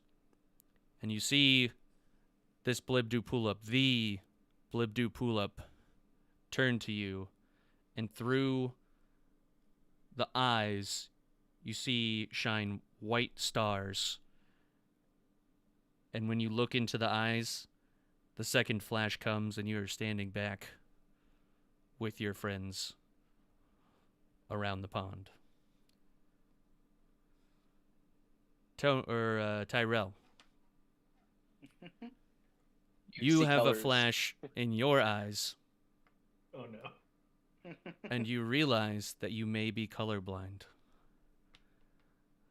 The flash happens again, and you realize that you currently are looking at a blue pond. But when your flash happened, you looked through the eyes of all of your friends, and the pond was in fact crimson. That's so funny. Now, Billy, Yes. you prayed to Helm, Mm. and through this, Lord. Kieran, you have felt a stronger connection to Helm than you have ever felt before.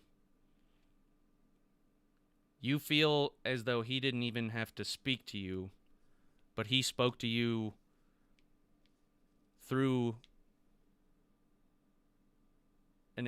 extraterrestrial means. He flooded you with the answers you've always been looking for. He essentially imbues you with his will. That you now know the path of Helm. The rights, the wrongs, what he stands for. And you hear him call out to you. And at first you don't know if he's calling out to you or the Kirin. But he says, you hold the power to cleanse this evil. This sacrifice you can make is one of purity, is one of good. You can save Lambros. All you have to do is try. And the flash happens, and you are back, and you and the Kirin sort of look at each other. It looks down at you, and you look up at it. And the Kirin says, I know what I must do. He sort of addresses the rest of you and says, I do not know how you will escape this forest. I can offer my best guess, and it would be to go where the phase spiders were. They are attracted to the thinnest part between realms. It's easier for them to travel between planes in the places that they choose. That may hold your best chance of going through. The Queen's Scimitar, I can only assume, could aid you in your ability to cut that thin line between realities.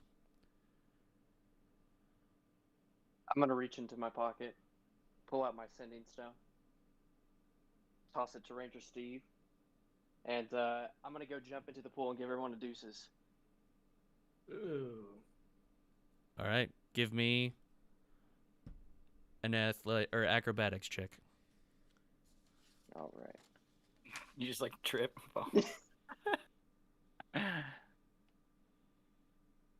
And that is that dexterity. It is acrobatics. Acrobatics. Is Unnatural 20. All right, please describe to me in slow motion how Billy approaches the pond and jumps in it. What do they say, Marshall? So he turns around to the group, knowing what he must do at this point, finally getting to know that he's going to rest with Helm and save this place forever, that his heart's now aligned with Helm's perfect will. And pulls out his sending stone, tosses it to Ranger Steve, but leaves the rest of the gear on him, goes and runs straight towards the water. Before getting water, jumps, and then turns around and crosses his arms together and gives the whole group the deuces from both hands, double deuce. And go ahead. flops in. All right, so as he is freeze-framed in midair, you all have this final moment of, of thought as Billy gives you the deuces. He does splash into the water. He completely submerges. The ripples sort of wave out across the pond. The Kirin looks at the pond. It looks back at you and your companions. And you see one solitary tear go down the face of the Kirin. What about Joni? You turn to Joni, and Joni is stunned and completely dumbfounded. He has a look of complete and total confusion on his face. Also, my animals should probably phase if Yep, so hang on. We'll get there. Awesome.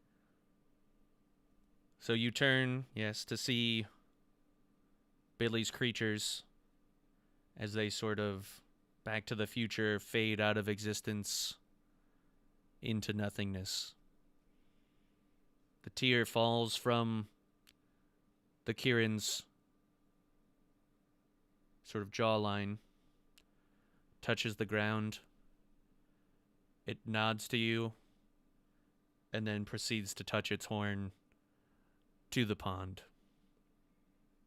You see this black sort of crimson ooze ripple, like the vibrations of the horn touching the water start to ripple across the pond and make it vibrate. You see the red start to sort of not bleed, but be absorbed like ink back into the horn of the Kieran. And you can see the Kieran start to falter and stumble. It's draining this creature as it is purifying the water with its horn. I run up to the Kieran and I place my hands on it and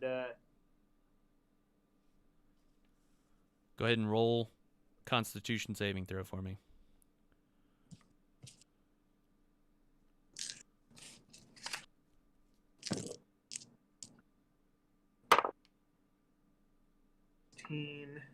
Constitution. Okay, so I'm not proficient. I got a 17. Okay. Right? Yep. Yes. Yeah. I mean, I trust you. Yeah. Okay. So what? Hang on. I'm rolling. So as you put your hand on the Kieran with intent to either comfort or heal, you feel a flash of this negative energy. Like you touch it and it wasn't like the white light that you saw earlier. This is a black flash and it is associated with an agonizing scream. And you sort of reel back with your hand. You feel like you only had a glimpse of this, but you take 4 necrotic damage. And you can see, like, just on the tips of your fingers where you touched the Kieran, it's like the skin has been rotted off. Your, like, fingerprints are it's dead flesh. Okay. Well, I'm gonna cast. The Kieran looks up at you and says, "No. There is no saving me." He says, I must do this. I must finish what your friend has done. Yeah, but He says, stay back. no. I think we're having a Guardians of the Galaxy moment here, guys. Like, I think we all need to lock hands and do this. You could attempt to touch him again if you want. Yeah, no, I'm not touching him or you if you're touching him. He said he spoke to Helm and he had to do this to save the forest, so. And he just told you no. Yeah, but Billy just sacrificed himself, and he didn't think he thought he was gonna have to sacrifice himself. Billy made the sacrifice. He just has to finish it off. There's no reason for both of them to die. Maybe, as the word you didn't understand earlier, maybe Billy was a catalyst. Sort of a sacrifice. And then this guy has the actual power to do it. So you see Like you see the crimson sort of in a smaller section now, like blood in water. It's retracting into the horn still, but a good like 80% of the pond appears to be crystal clear, beautiful water. There's not much left. It's a matter of a minute before he's done the job. He is on his knees now, completely on his side. He slumps over to his half, and he still keeps the horn in the water, but he's too weak to stand.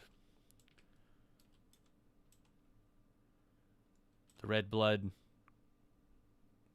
finishes going into the horn of the Kirin. What's that, Tyrell? Oh, it's that blood. It looks blue.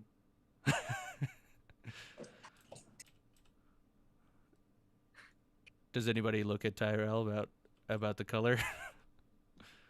I'm sorry. No, that was great. I like it. Can Billy haunt Tyrell? And we'll see about that. I don't know.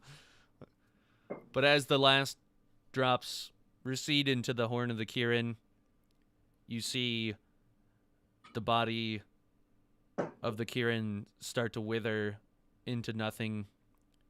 At first, the skin sort of goes, taut to the skeleton underneath, and you see the rib cage and the bones start to really protrude with the skin receding, and then the skin disappears completely, leaving the skeleton, which turns into nothing, leaving this crimson red horn of the Kirin behind.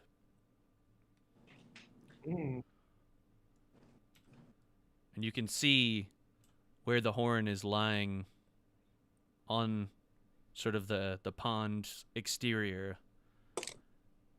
that this like earth beneath it is being blighted. It's taken the same sort of necrotic damage that Tug has.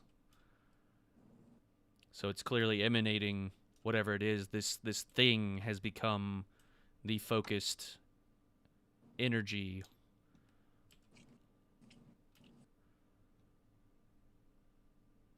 The ripples of the pond are no more.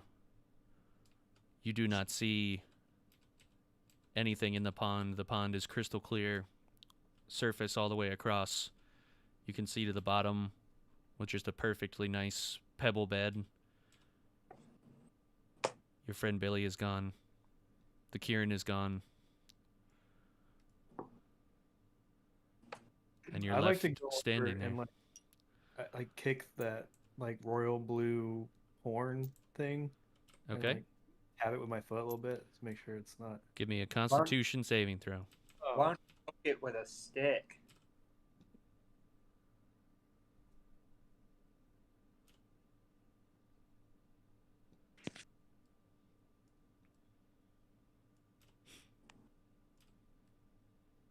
$16. All right.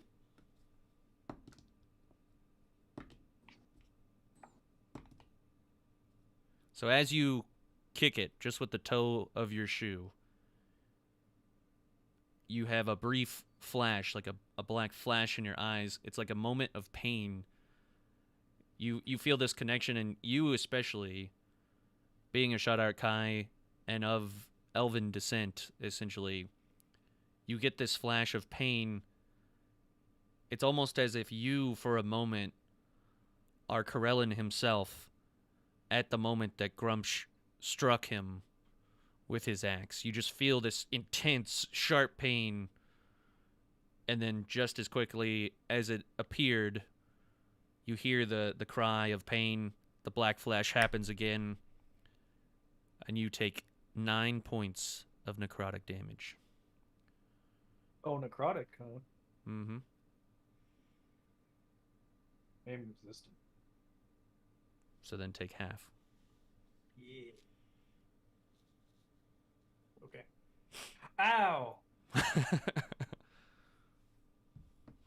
Don't pick that up, Tug. I knew that's what you were gonna do first, so I was just trying to, watch out for you. I didn't pick it up though. I could have picked it up, but I I didn't. know. And then I realized as I went to go touch it, and then you were actually the smarter one, so it's kind of weird. I am the only thing I care about is getting myself into that water. Do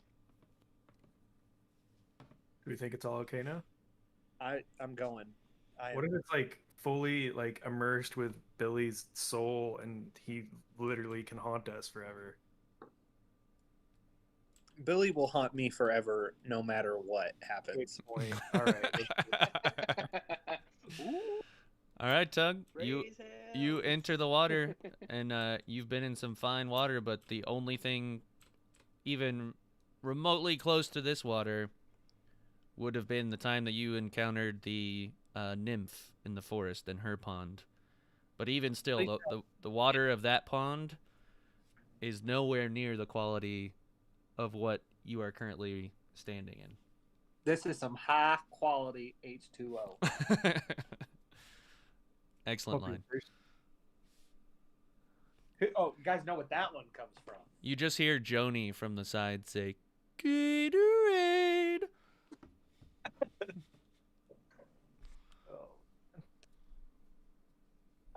Yeah.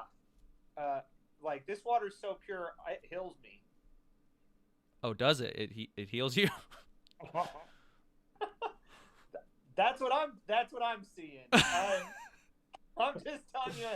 I'm just telling you what I happen to be seeing. Okay, happen. sure. It heals you, but you do not gain any HP back. No. But I'm healed, I tell you. Mentally, maybe. Yeah, sure. Yeah. So like, do I just immediately feel my people like praying? And... Did you put your head underwater? I just thought you were in your legs. Oh no, I'm like in. I am. Let me know ahead of time if you're gonna give 15 more commandments, so I can dip out for like 35 minutes. No, commandments. I'm just so happy to be in water. Sure. Like, So Tug's swimming around happy. You find the deepest point, which is at the center of the pond. And before Tug has his communion with his people, Tyrell, Ranger Steve, Joni, Billy, you can be controlling Joni for now. What you guys? You got any, decisions to make? What do you want to do? Where do you want to go? Yeah, I'm just confused that that gnome that apparently was very feely and touchy with me all of a sudden just jumped into the pond. I too had a vision, and I was just wondering how the hell do I get out of here? And, it was not with him jumping in that pond. I don't know what happened. You only speak common now? Is that? No, those are internal I spoke thoughts. that to or I could speak to Ranger Steve. Yeah. That's true. Hey, why's the lobster in the pool? Ranger. He talks to these people who believe too hard in him. We let him do it a couple times. Sometimes it takes way too long. Sometimes it's really quick, and yeah, just ignore it. I told my buddies I had to get out of there. I couldn't live the rest of my life in that stupid fucking cave, but I was not expecting this, to be honest. What did he say? He said he's really, really scared. Oh. That makes two of us. I'm not going to attempt to pick it up, but I think we should figure out a way to pick up this horn. We might be able to use it on something. Does anybody have a cloth? Might be able to pick that thing up with some sort of cloth or something. A rope, perhaps.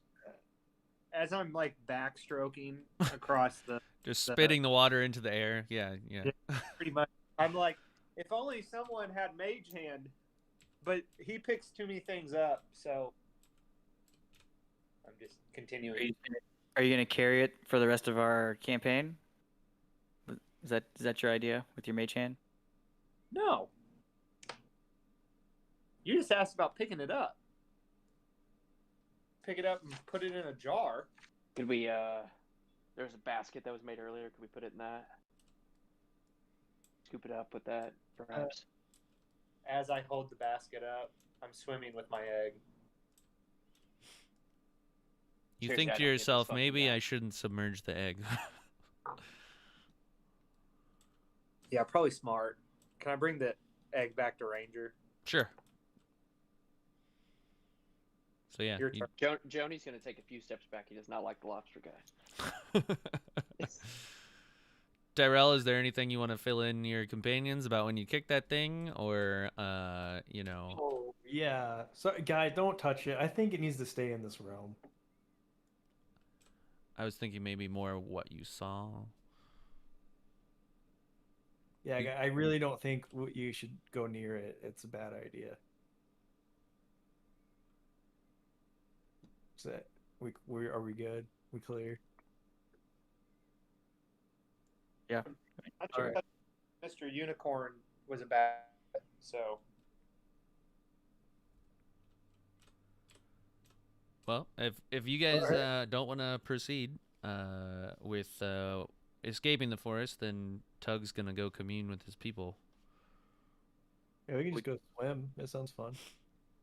I mean, are we trying to escape without him? He's obviously going to be in the pool for a while.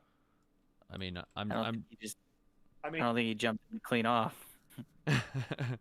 I mean, I don't want to be with my people for a while, but we might be able to like answer some questions, like how long we've been gone, what's happened. We could get those answers if we escape the forest too. We could check the newspaper. Yeah, but I don't know when's the next time I'll be able to talk to my people. We're not. I mean, I'm sure there's plenty of water. What do you need to talk to him about?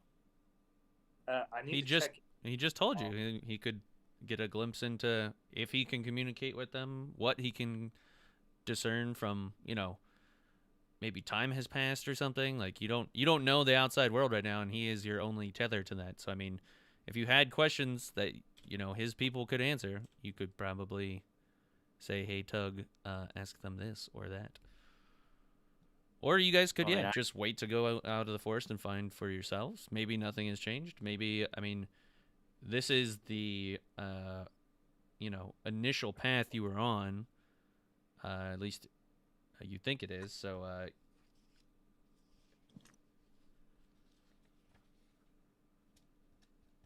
Yeah, I don't know. Talk to your people, I guess, but I think you just feel sad and a little beaten down because the guy kind of belittled you a little bit about what you are to these people.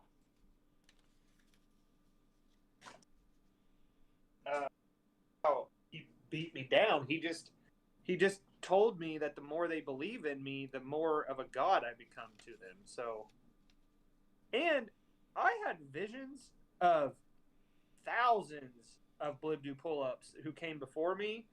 I saw the original. Like, I've seen stuff. Like, I don't know what's going to come about it, but I've seen a lot of things. I've seen lives. Like, I'm definitely going to have a better understanding of who I am now when I get a chance to talk to about it. Sounds to me like the Bilbo pull-ups dies a lot, and a new Bilbo pull-up gets created. So Absolutely. It must go on. all right, so you're gonna die eventually, really fast, probably. Yeah, not as fast as your elephant. is a woolly mammoth? As do you guys have any questions? Do you want me to ask anything? Like, About to kick the horn back into the fucking water, honestly. Don't kick the horn. All right. If nobody's got any questions for Tug to ask his people, we can. I think I'm fine. I think we've been Okay. ready to go for. And I look at my wrist. And yeah, Tug. Well, how long? Are we getting out of here, Ranger? I'm hoping we're gonna get out of here at some point instead of swimming all day. well, screw it. I'm gonna go talk to my people real quick. All right. All right, you get We'll- 5 questions. We'll make it a quick little powwow here, but you swim to the bottom of the pond. You sort of enter your meditation phase. You reach out in a very Professor X you know, kind of way, and you temple touch your temple with your fingers, and what do you say? What do you call out to your people? Well, first I just want to reach out to Hewick.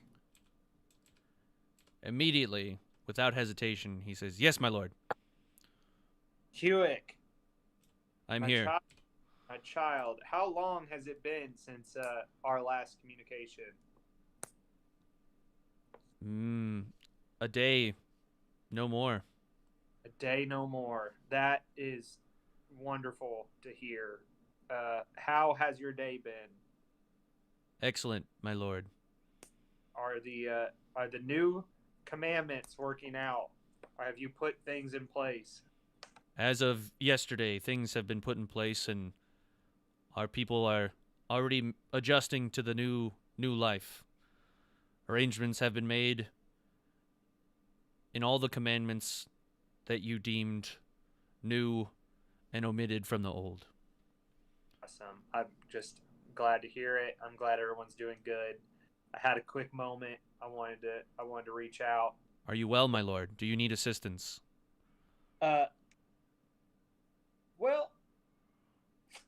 not at this point, but I may reach out to you again if I do. We're doing all right now.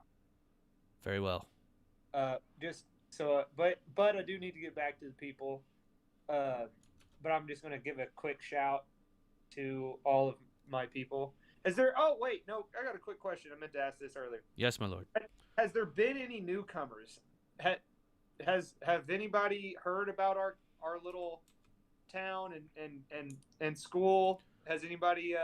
The missionaries are new in their quest, but tomorrow we send them on our first journey to spread the word of Blibdoopulip.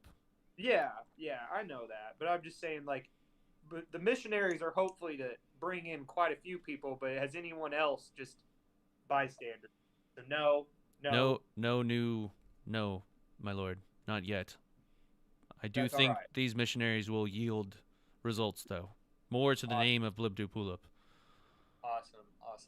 All right. Well, I love you. Stay I cool. love you, my lord. Bye. And then, real quick, I'm gonna reach out to my people and just like tell them that I love them and I can feel their power and I can feel their affections and love and hope that all the new commandments and rules are gonna better their lives and let them all know that I hope to be with them again soon. And then I'm gonna be like, bye. I'm gonna come Yeah, back so up. you absorb all of their emotions. At first, it's kind of a little bit of the fear of God, just because, God is speaking directly to them. But then you speak of love and your affection for them, and you get that warm sense of compassion for you, and it makes you feel better, and you do heal your fingertips back. Oh wow! Hey, look at that. And that just makes me love them more. And then I'm gonna go back to the group real quick. All right. Awesome guys, I got great news. I reached out. My people are doing well. Thanks for asking. I know that you all care so much. But it's only been like a day since the last time I reached out to Hewitt. So, like, I don't know how long ago that was for us. I mean, it's been what feels like weeks. But definitely time does not move faster or whatnot here. We're on our own plane, but it's when we get out of here, only like a day is gonna have passed. How many hours are in your fish people's world in a single day? There's 28, but there's 7 3/4 of a day. So the work week's a little different.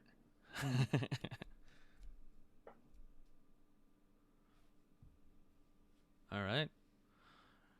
You guys want to make your way out of the forest in any particular manner? Do you want to, go whoop some dragon tail or something? You want to go back to Edgewood, find Sib, the soothsayer? Anything you want to wrap up in the forest? Go talk to your tree buddy? I don't know. Okay, guys, I'm just throwing this out there.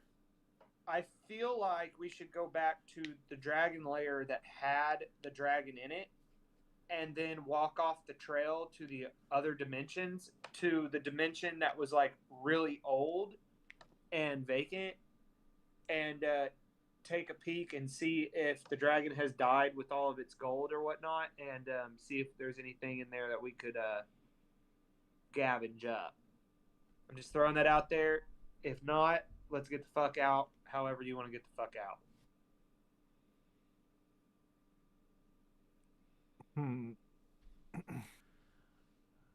Ranger Steve, you may have to translate that for Joni. And Tyrell. What is there to translate for Tyrell? The color of the... I don't understand. That's not every day Tyrell, I get to make fun of he's someone like- for being colorblind, so prepare for this to be a common Tyrell thing. The whole time was thinking emerald. Emerald dragon. What colors? Yeah, emerald. Looking like a pumpkin. Yeah. Okay.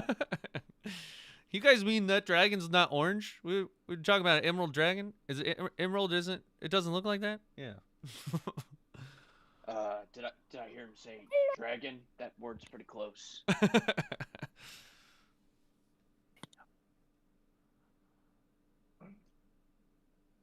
No dragon. Oh, is that the voice of Billy? Oh, Billy, on the other side. He has returned. You've come to haunt Tyrell, of course. Hello. Yes, emerging from the crystal clear pond looks like a more youthful than ever, and in fact, infant Billy. And Ranger Steve's RL child will now be playing the part of baby Billy Banger the rest of the campaign. We're just going to take that and throw it right over you. Ooh. So as baby Billy Banger points at Joni in amazement. Hello. And Hello. then he points at Blibdoopulup's chest. Yeah. And milk. Double fist. Please. Boobies.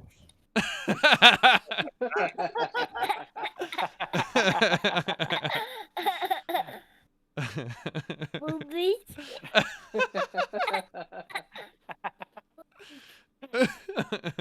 You've done it now, Ranger Steve. We're getting in trouble at daycare. Oh no! Did you just send him back into the other room saying boobies? Yeah, he knows it's funny now, so he's just gonna say it forever. My dad's in trouble probably. That's funny. I'm just glad the ghost of Billy Banger came back to haunt Tyrell like he said he would. Baby Billy Banger, walks back into the pond and mystifies and disappears.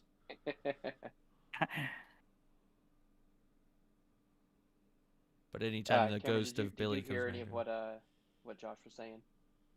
Oh yeah, so all of it's wrong. Okay. I think we just need to go to the cave and figure out how to do what the face biters do, get back to the other plane. Joni's with Ranger Steve because he's the only one who speaks this language. All right, Tyrell. Blibdoopulip. Tug. Oh man, I'm starting to call you Blibdoopulip now, not Tug. Oh god. Blue pull-up does feel a little bit more natural. I actually have been wanting to kind of talk to you guys about. I don't know if Tug really embodies the way I feel anymore. Yeah. I'm not calling you doctor. No.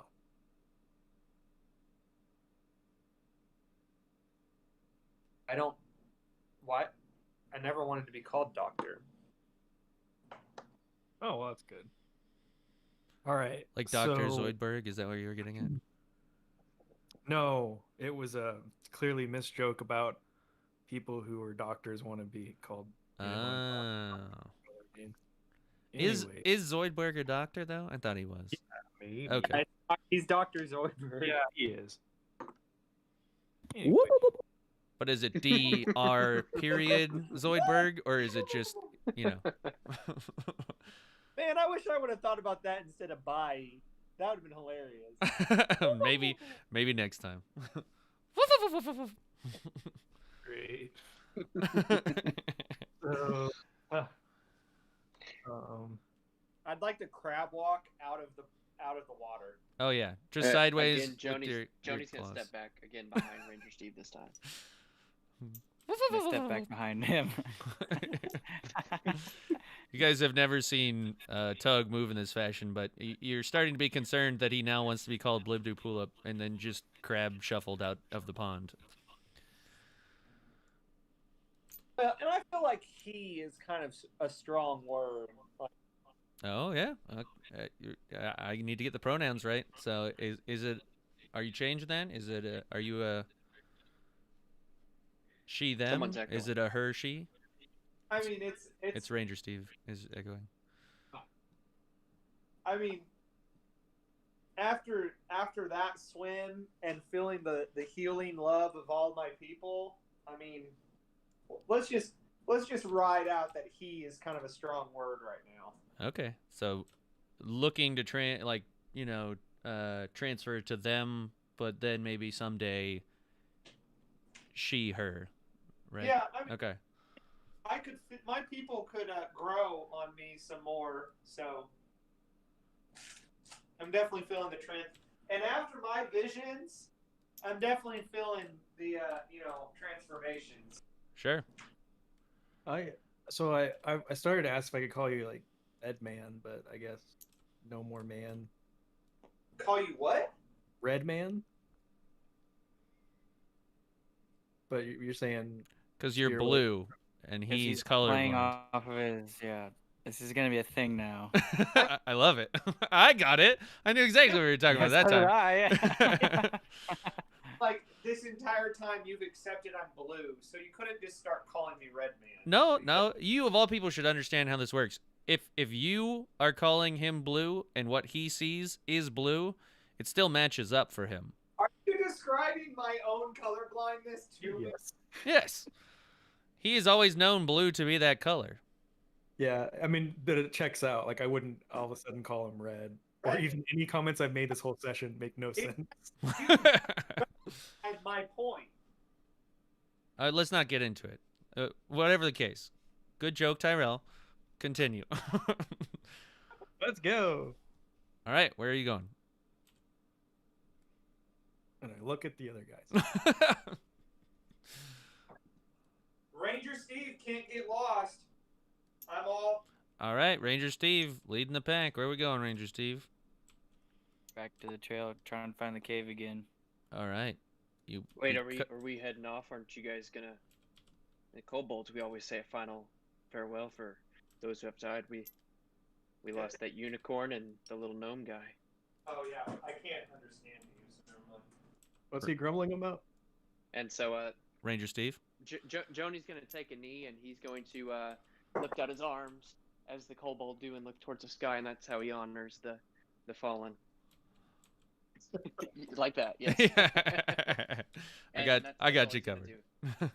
He's not gonna do anymore. He doesn't really know him that well. So while you, Tyrell and Blibdu Pulip don't know what he said, you see that he is obviously paying tribute to, you don't know if it's Billy or the Kieran, but he's paying his respects.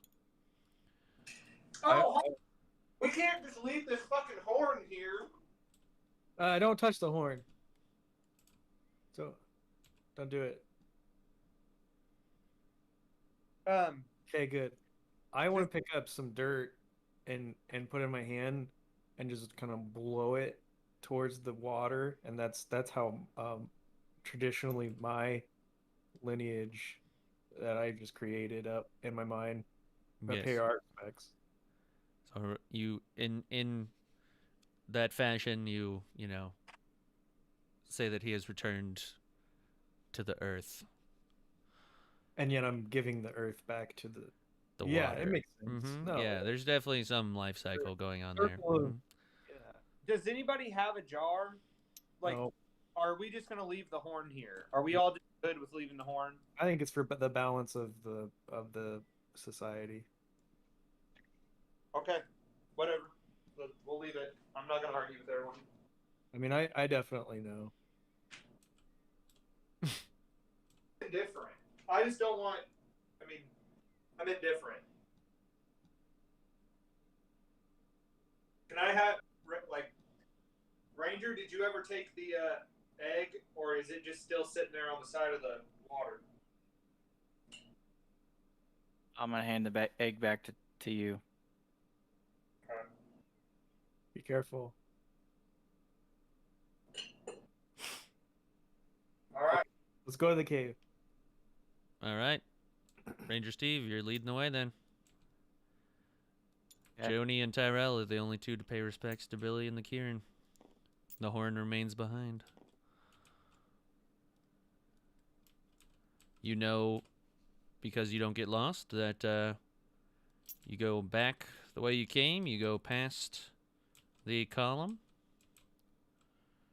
and find yourselves back at the cave, which is a better version over here. So, with the entrance here, the butt cheeks, you can see it is in fact the cave of the phase spiders. You can see that the slightly more degraded corpses of the phase spiders are contained within.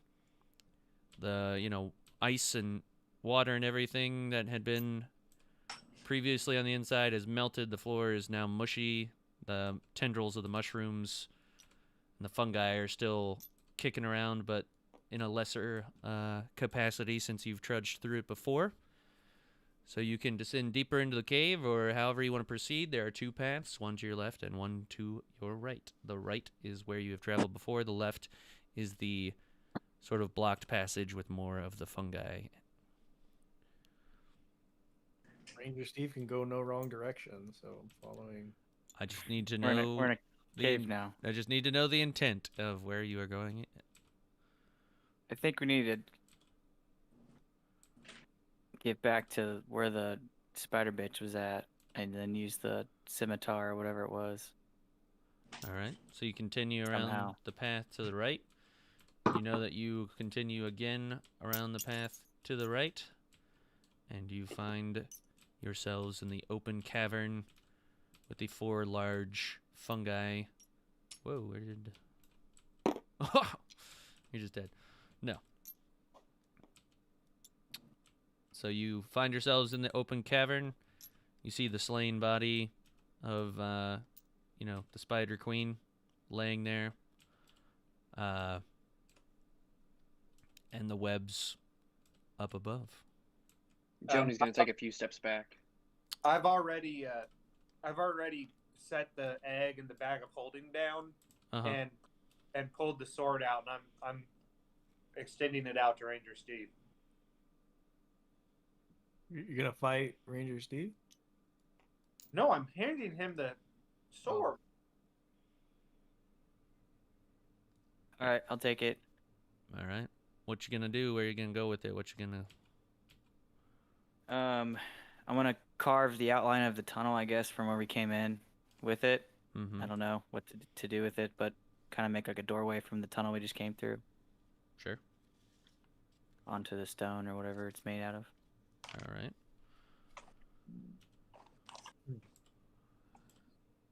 Sorry, I was looking.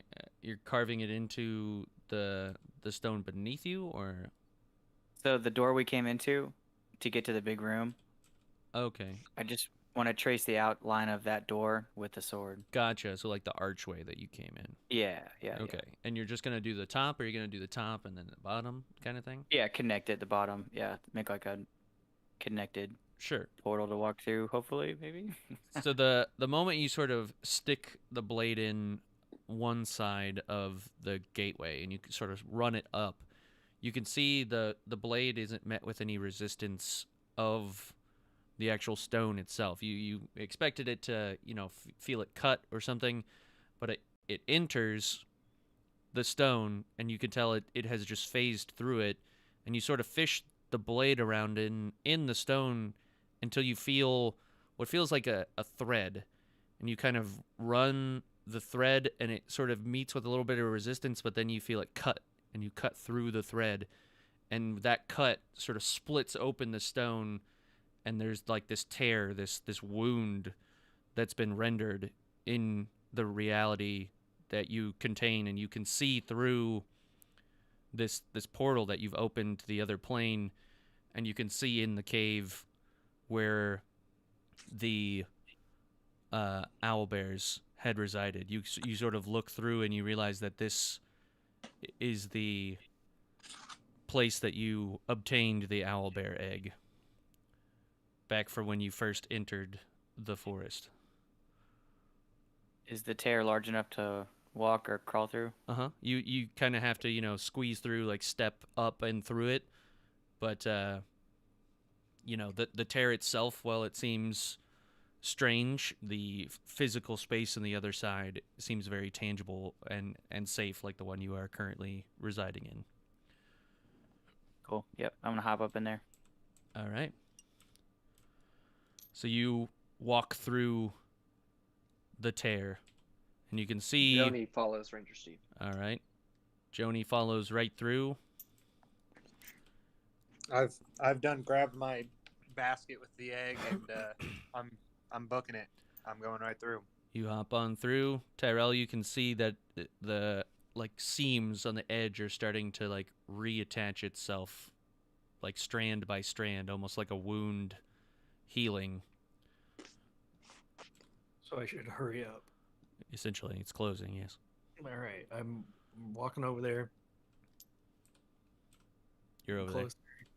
All right. there. You're closer. Is there enough space for me? I'm not too big. Yeah, you're judging the hole, but you can make it through. All right. I'm gonna go ahead and start crawling through. All right. You make it through as, you know, one of the tendrils kind of attaches in front of you, and you kind of have to duck your head a little bit lower, and as you step through to the other side, your foot almost gets caught as it seals shut, but you manage to slip out just in time, and the wound that you rendered in your reality has been sealed. You now find yourselves standing in the owlbear cave. Oh. You want to put the egg back?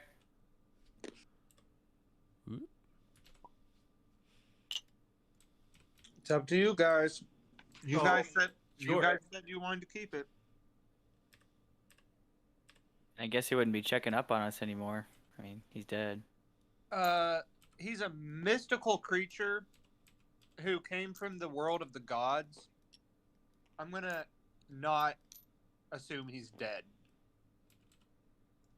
His physical being's dead. You know at least that he and Billy supposedly communed with Helm to tell them of you and what he was about to do. So, Yeah. you know, and he did offer for you to keep the egg there as an option, but he never told you, you know, what was the right or wrong decision, or if there was a wrong decision, or I'm just merely letting you know that Helm is aware of the decision, just as the Kieran would have kept tabs on you. I mean, I kind of feel like we already agreed we had to keep the egg. Now it would be like going back on our word. Yeah, I mean, I agree. I was just asking. I wasn't saying we drop it. I think owlbear would be pretty cool in our group. Yeah, but we have to return it. So, like, I don't want to grow attached to my little pearl of love, but, I mean... Okay, then give it to somebody else. Well, no, I don't want to give it up either. Okay, great. Let's keep workshopping this. What's the third option? I guess you could smash it. You know. Oh, dear, don't say those things as I turn and hide my basket. All right, let's go. We'll walk out the cave. All right, Ranger Steve walks out the cave. The rest of you in tow. Absolutely. My toe right. does hurt. I'll follow. Yeah, you haven't healed from that necrotic damage yet. And kicking that horn you guys left behind, it did a doozy. But you guys exit the cave. You have a trail to your right, and you have a trail to your left. I'm just ranger. Yeah. You sort of go around the corner here to your right, and you see a series of acorns on the ground in front of you. All right. That's the right way. Giant acorns. No, not giant, just same size they've always been. You going through the acorns? Are those milk duds? I mean, Has anyone else noticed how quiet and pleasant this trip has been? Is there any wood I can knock on? Like I don't. There's plenty of trees Hey. around. Yes. Oh, Yeah, we should be able to cut some trees down now if the poison's gone. Yeah. Start cutting a bunch of trees down for no reason. Yeah, like perception check just to see like if the forest like we killed it. Like surely the forest can't sustain without the blood. It just can't grow to a poisonous amount that it has been. Yeah, that's true too. I don't think it's just gonna die, but guess we'll see. Can I like pull the axe out and like just like one-handed take a good swing at a tree? Sure. one. And this is the one you stole, right? Not just an axe. Yeah, which I just realized never mind because it's always been able to cut the wood. So yeah. Yeah. Maybe let's it just won't keep- be able to then. I'm doing finger guns right now because I get it. Like there's no point in doing that. So let's get out of this fucking forest, right? Woo. All right. You guys go past the acorns. Do we slip? You find yourselves walking past the area where the cauldron is. And who do you see standing there? Tony. Billy. Commissioner Cassius Credo. Oh. The commissioner of Edgewood.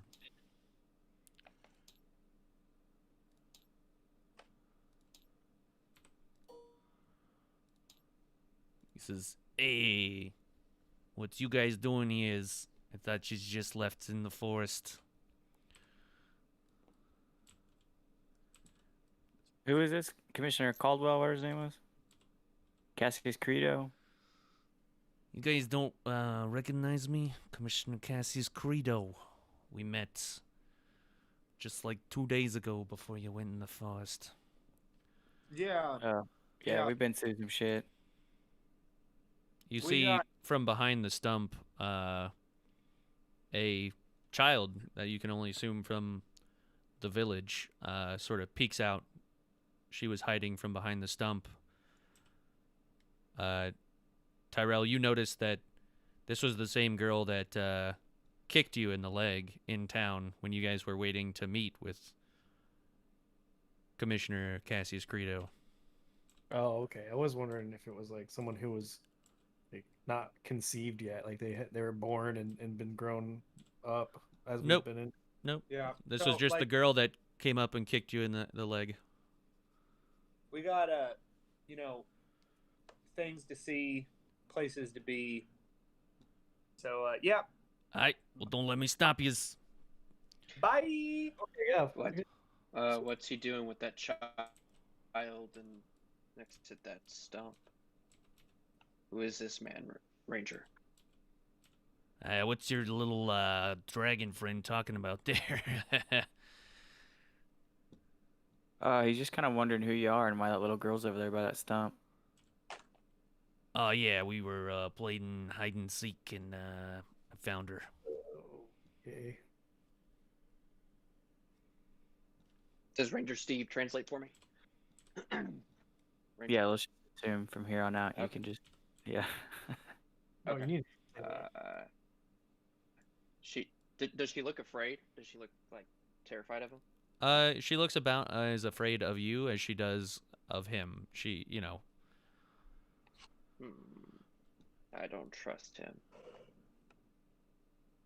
Is this a good man? Is he trustworthy or is he gonna kill this girl? Why'd you bring this girl all the way out here to play? Where's her mom? Where's her dad? I didn't bring her out here to play, and you're probably smart enough to figure out that she wasn't out here playing hide and seek either. She ran away from town. I was bringing her back. The forest's a dangerous place. I'm the only Mind if we one walk? that really knows its in and outs. Seeing as All I right, well, lead we- the lumberjacks deep in the forest. There's an in and out in here. Yeah, great burgers. Maybe we should watch this girl leave the forest. Maybe we should go find those burgers. Tell you as what, I'll join you on the way back to town. The girl can come along. We can have those cheeseburgers. Okay. All right, lead the way. Can do. All right, so I swear if he takes us, like...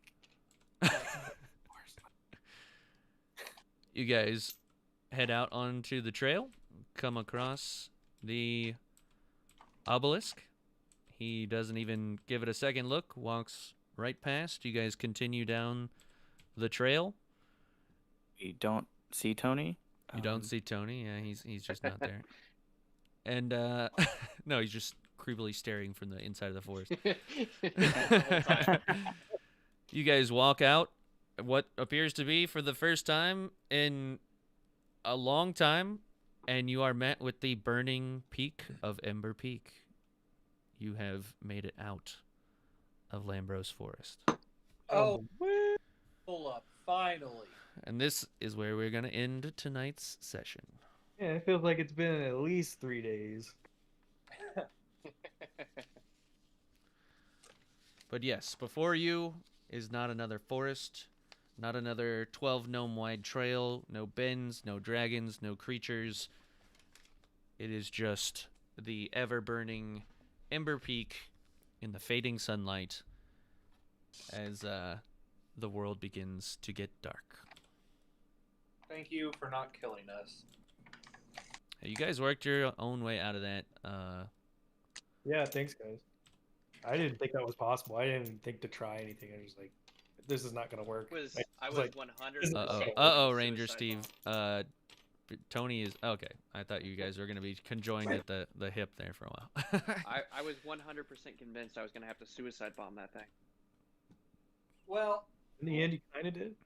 luckily, Blood did pulled some persuasion out of his butt, and she was able to save the day, like she and he's known to do. She and he. She and he. Ty- That's a good one. Tyrell, thanks for saying a goodbye to Billy. I'm sure he appreciates that. Yeah.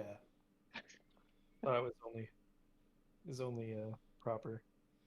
Hey, listen, Billy got everything he wanted. He learned all the ins and outs of Helm, became Ascendant, and knew that Helm wanted him to save that forest. Only way to do that is to deuce dive into the pool. Yep. Definitely wasn't the words meant for the Kieran at all. Very, very interested in like a side story where Billy's just in hell. I mean, Helm's bosom, you mean? Oh yeah, he's Billy's transcendent now. He knows the perfect ways of Helm, and he's been redeemed. He's been washed. He's been baptized into the pool. I mean, and reawoken in hell. I'm really confused though. Like, if Billy made the self-sacrifice that needed to be made, why did the unicorn still have to die? Maybe because it didn't count, and it's this. Like, You'll never know that. You will never know that because, I mean. No, I'm pretty sure of it. Billy committed suicide for no reason. Is that what the tear from the Kieran was for then? Yeah, because it still ended up dying. Like, I was all for Guardian of the Galaxy and this shit, and then everyone else was like, no, not doing it. Like, come on, guys, how epic would that have been? We could have All died. Again. We could have all died. When Helm tells me I have the chance to cleanse this, and we're at a spot where the Kieran just said that it had to do this, and it was sent by Helm. That's all Billy's gonna think is he's got to go in there, and he has the power within his own self to save the forest. Yeah, but the outcome was the same. So Billy was once again wrong. You guys will never know if Billy was wrong or not. I mean, we'll find a book. No, I think you're doing a disservice to his memory. Well, you're allowed to think that, but it still doesn't say that he killed himself for no reason. You know what you know what he killed himself for? Here's the thing. Here's what you do know about Billy. If You he hated guys. anything else with any other gods, and he knew that pool was filled with God's blood, but he had a vision like everyone else, and that vision led him to go do something. You knew it had to be Helm blessed. I mean, do I believe that you played your character exactly the way I would assume that character would be played? Yes. Do I think you made a difference? Does Billy ever make a difference for good? I mean, Let's be honest, the group's less likely to get arrested at this point. you immediately saw that aberration of Baby Billy Banger, so maybe he was reborn somewhere else. Maybe that was him in the bosom of Helm. That would be crazy if the seed of Billy was out in the world to cause whatever Billy would see fit. Or Billy is trapped inside that horn with the Kieran. Oh. That sucks. You never know. You never know what kind of things that Billy left along the trail and pieces of our journey that could come back up later. Only Billy will know that for sure. Damn it! I actually did mean to make a joke right before we went through to go back to ask everyone to go back to get the horn. Sorry. You can make it now if you want. No, it's too late. It was supposed to be. It was funny because I kept saying, "Don't touch the horn. We don't need the horn," and then I was gonna be like, "Guys, we should." I mean, I don't know. I'm surprised you left it behind. I was surprised you guys didn't grab it. It was gonna kill us. Was it? Maybe. I would like to. No, I'm almost positive we should have got it, but he's pretty adamant about it, so I didn't. Josh took that sword and it gave him damage the one time, but he still took it and kept it. He just took the one-time permanent damage, and then that was it. I would like to go talk to the witch lady. We'll do that next time. That's back in Edgewood. You will pass it on your way to Edgewood. Sib's house, you know for a fact, is there. Unless something's happened to it in the couple days you've been gone. I just don't know if I trust that guy. Commissioner Cassius Credo? Yeah. Oh, I've changed my name in the chat for now. I see that. I think everyone. I'm glad Joni was along for the ride because I didn't want you to just sit there in silence the whole time. So. Hey, that would have been fine, or else I would have haunted Tyrell. One of the few things that Billy would have liked to do. Ooh. Man, this is a discussion that everyone in the entire campaign has lied to us except for Kieran, probably. I mean, the good news is Billy can't lie to you guys anymore. We knew he was lying, and we just didn't care. You know, lying is an interesting thing because I'm sure you got part truths to a lot of things, but everyone is obviously manipulative. And nobody's friends because they all want to kill each other. Well, you know, every time we run into somebody, they're like, "Can you go kill them?" Think about the relationship between all of these different creatures, because the people in the forest you spoke to that gave you knowledge were the elves, Vodusk Draru, Sib the Soothsayer, the dragon, and the treant. You got a little bit of information from the dryad, and that was about it. Wow. So think of it like a police report, right? Everybody's going to tell a different story. They're going to tell their side of it, but there are consistencies across all the different stories that reveal to you what the truth is. Sounds like the group needs a detective. Or like our name needs to be modified to like Detective Boogaloo. Well, I mean, Billy was the only one ever saying that you guys were the Zoo Warriors, so with him being gone, there's an opportunity to change. Well, your I don't name, know if we guess. want. Yeah, I mean, it It may be good to go in fresh on the next side of Trident or the Morningstar, sorry, without people knowing that you are the Zoo Warriors, or it could be good that they know that you're the Zoo Warriors. It just depends, I guess, in which capacity they've met the Zoo Warriors or heard of them before. Yeah, we should probably ask them before we say anything. Like, have you heard of them? I don't remember you guys saying there is a name for the owl bear, but we can. I thought Blibs was actually kind of a good name. Yeah. Yeah, wait. I mean, When you Jared said guys can settle on something when it gives birth. So it hatches. When it hatches. The egg's gonna give birth? Yes. The shell is the womb, and the owlbear is the baby. It's a beautiful part of life. Bacon? What? You could probably make What a if you pretty just big cook- what if we omelet. just- Yeah. That's what I was thinking. Making an omelet. Billy would do that, 100%. You guys are gonna raise a horrible child. Let's be honest. They have a better chance without Billy of raising a child. You seem to be pretty good, or Billy seemed to be pretty good with animals, but yeah, tonight did Well, not we were go, zoo warriors. Did not go how I thought it would. Pearl is not an animal.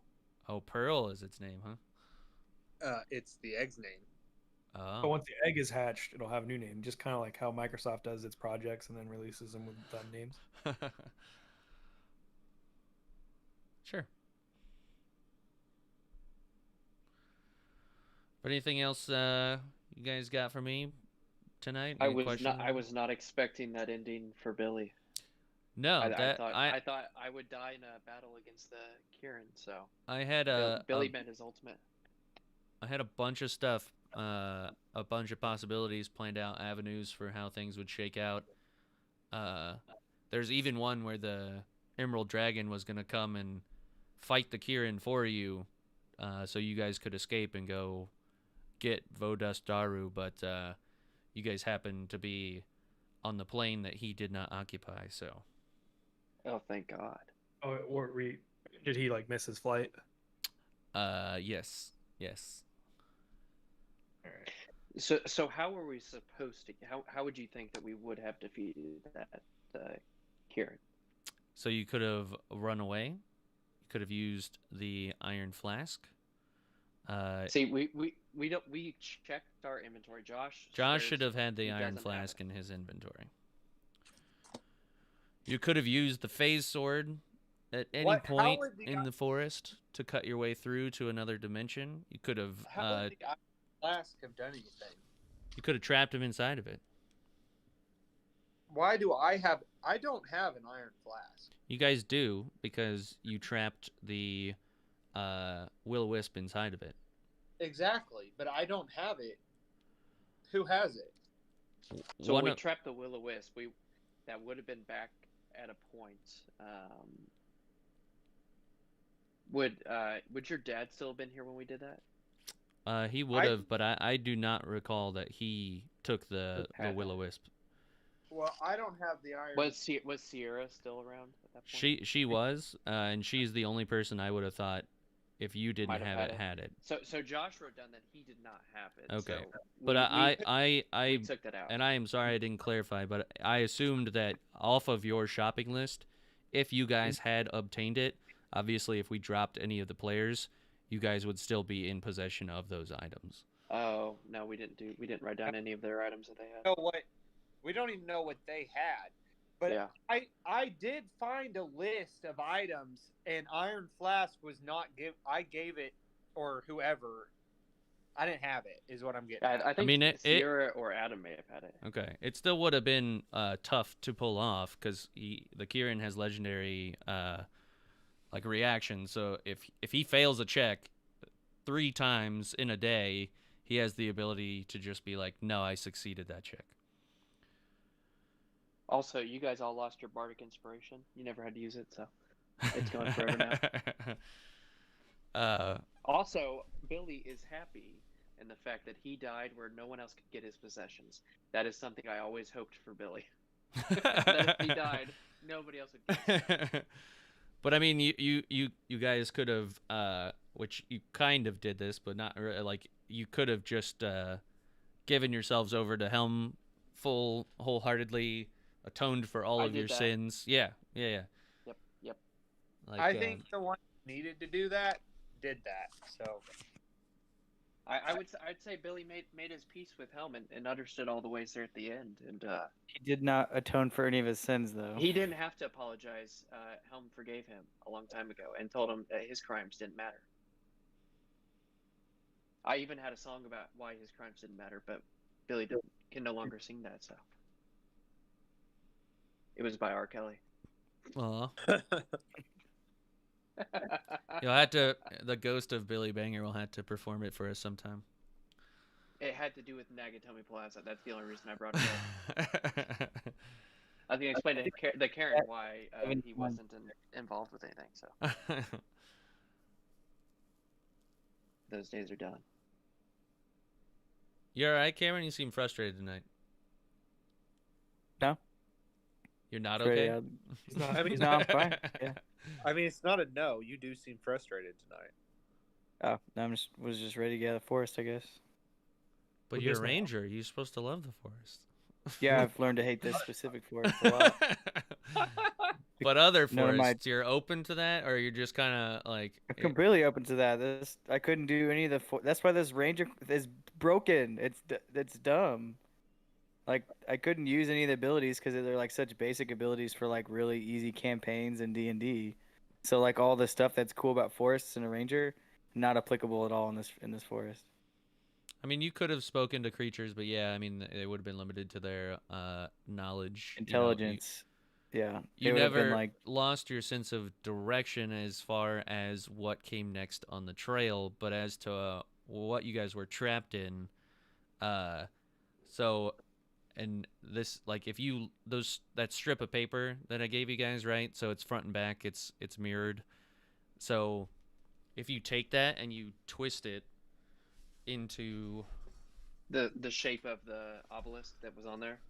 so like if you, I don't know if you're looking at the stream or not, but if you twist it and combine it into what's called a Mobius loop, it creates Yeah. an infinite loop where the start that I had, so the obelisk was the center point, and you guys, you know, if you started on the path 1 through like 10 or whatever, and there's 20 locations, 10 on one plane of existence and 10 on the other, you would go through plane of existence 1 through 10 and then meet plane of existence 2 and go through 1 through 10, and it would just be constantly connected on the Mobius loop or whatever.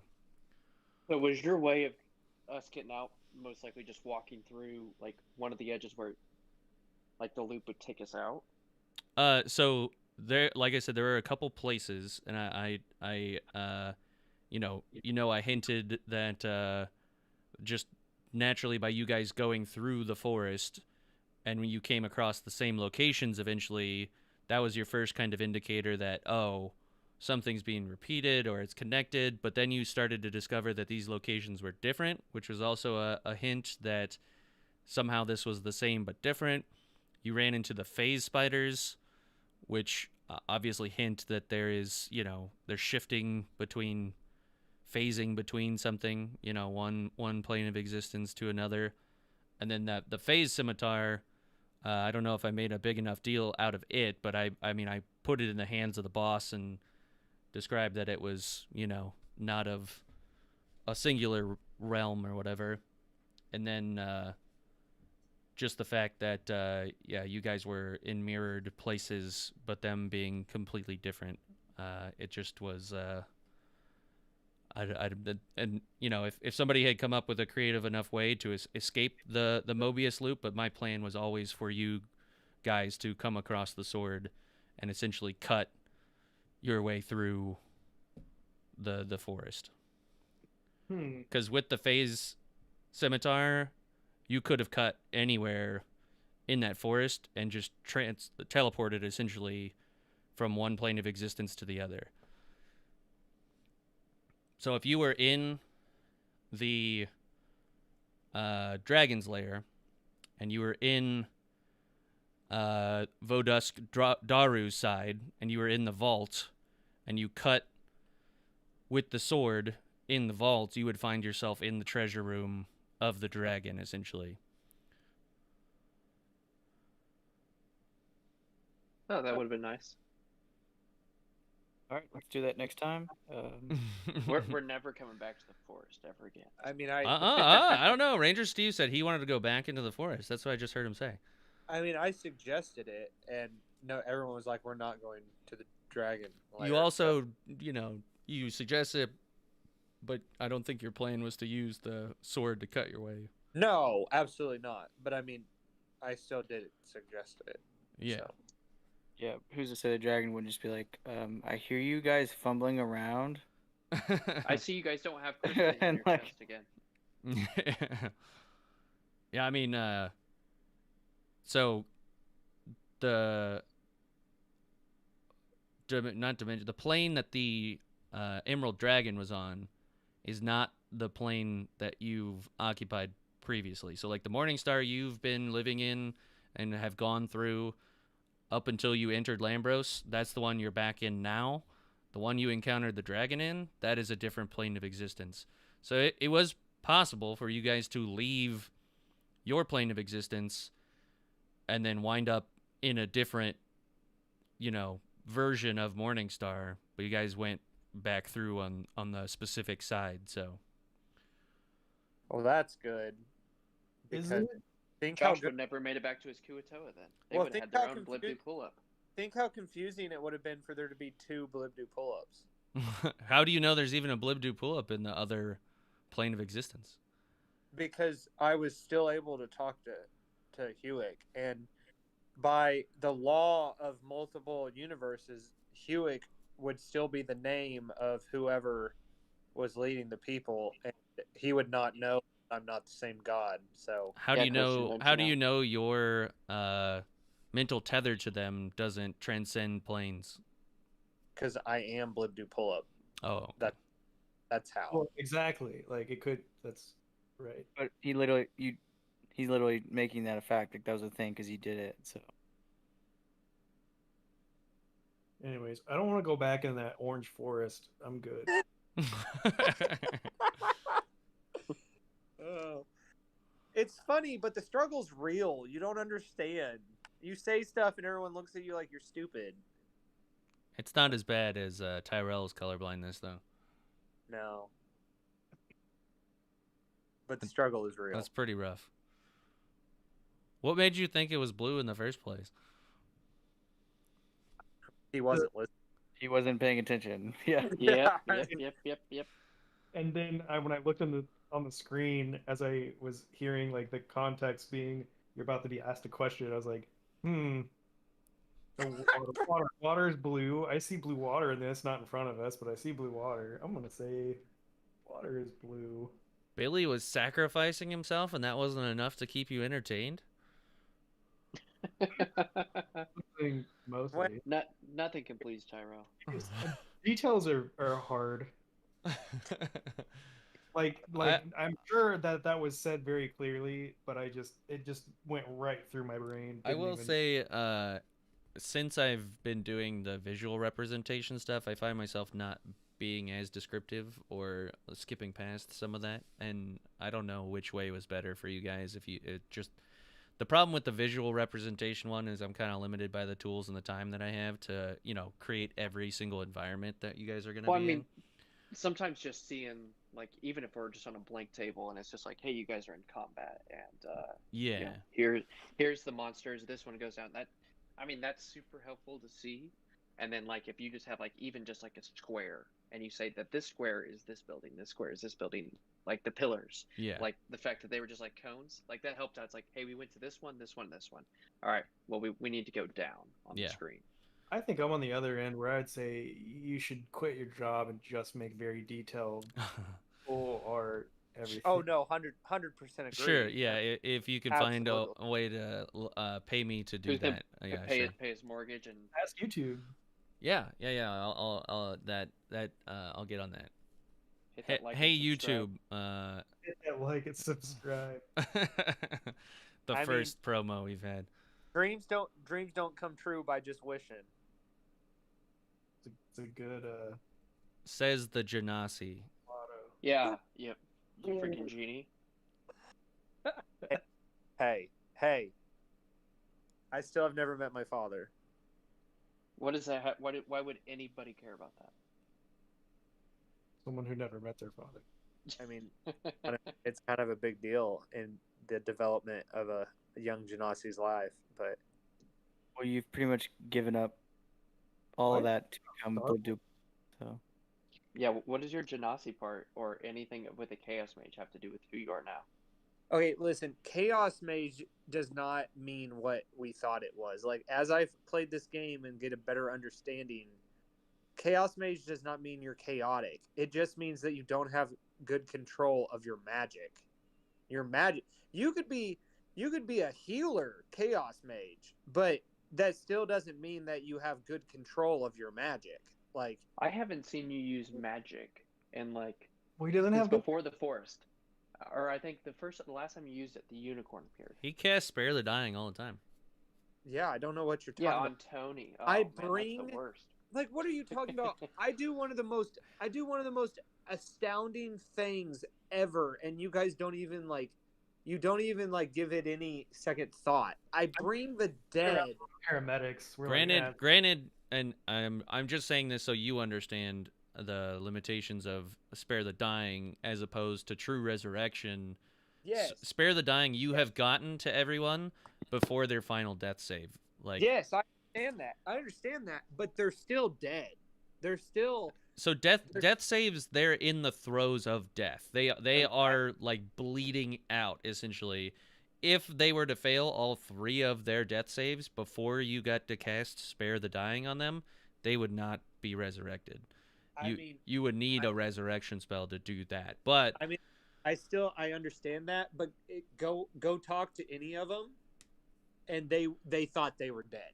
yeah, mean, absolutely. But that's what I'm saying. You are a cleric. You're still in the early stages, so you can save people cleric. from yes. I wonder if that's how I grew into my color blindness, is because when I was on the You throes of death. did lose your sight in the forest, and Tug Did he? did repair it. So maybe he got something messed up in your brain, Or maybe I've always been colorblind.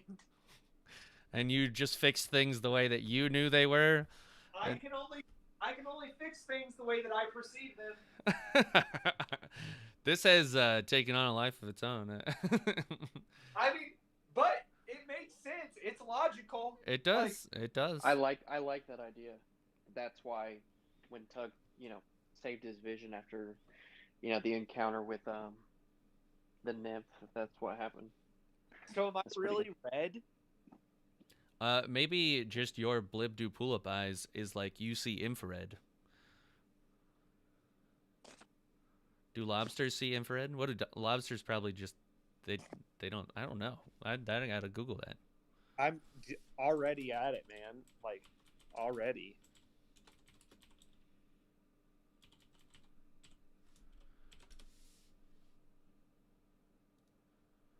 Lobster's eye reflect the light beams rather than by bending it through lenses found in humans' eyes. The lobster probably doesn't see images, but its eyes can detect motion in dim light.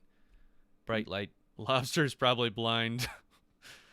Long antennae are used to feel around the area. Okay, well.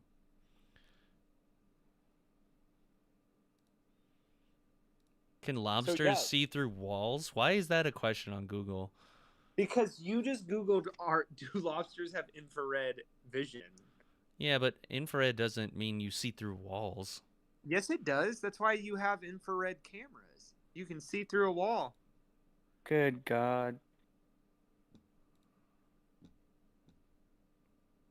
I don't know why you're good godding. It's true. I use them. I've used them many a times.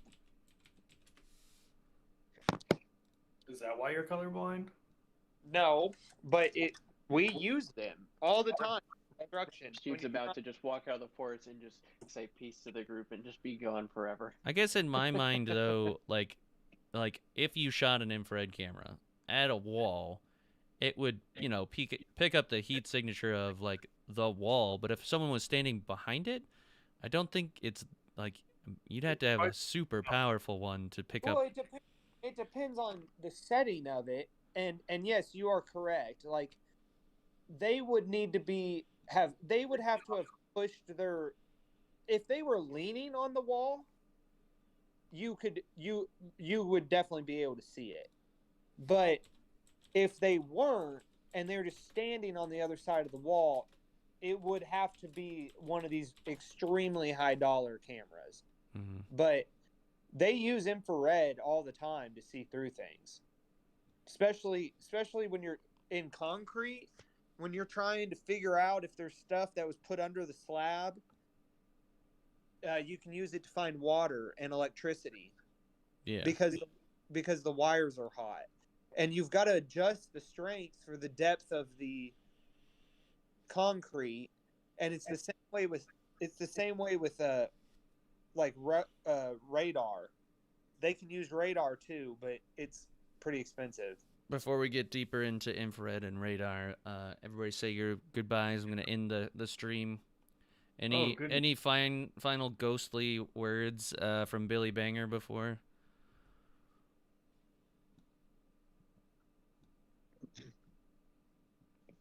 Waiting for a full song. You know, Billy set out on this journey to,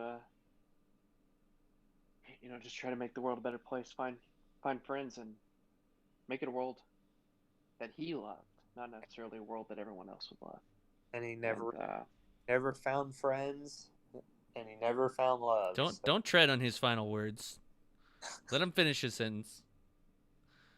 he along his journey, he found Helm under the practices of Coconut the Wizard whenever he was training up there after his parents had passed, and he'd kind of been on his way since, and he's kind of wandered group to group, and this has been the longest group he's ever stuck with, and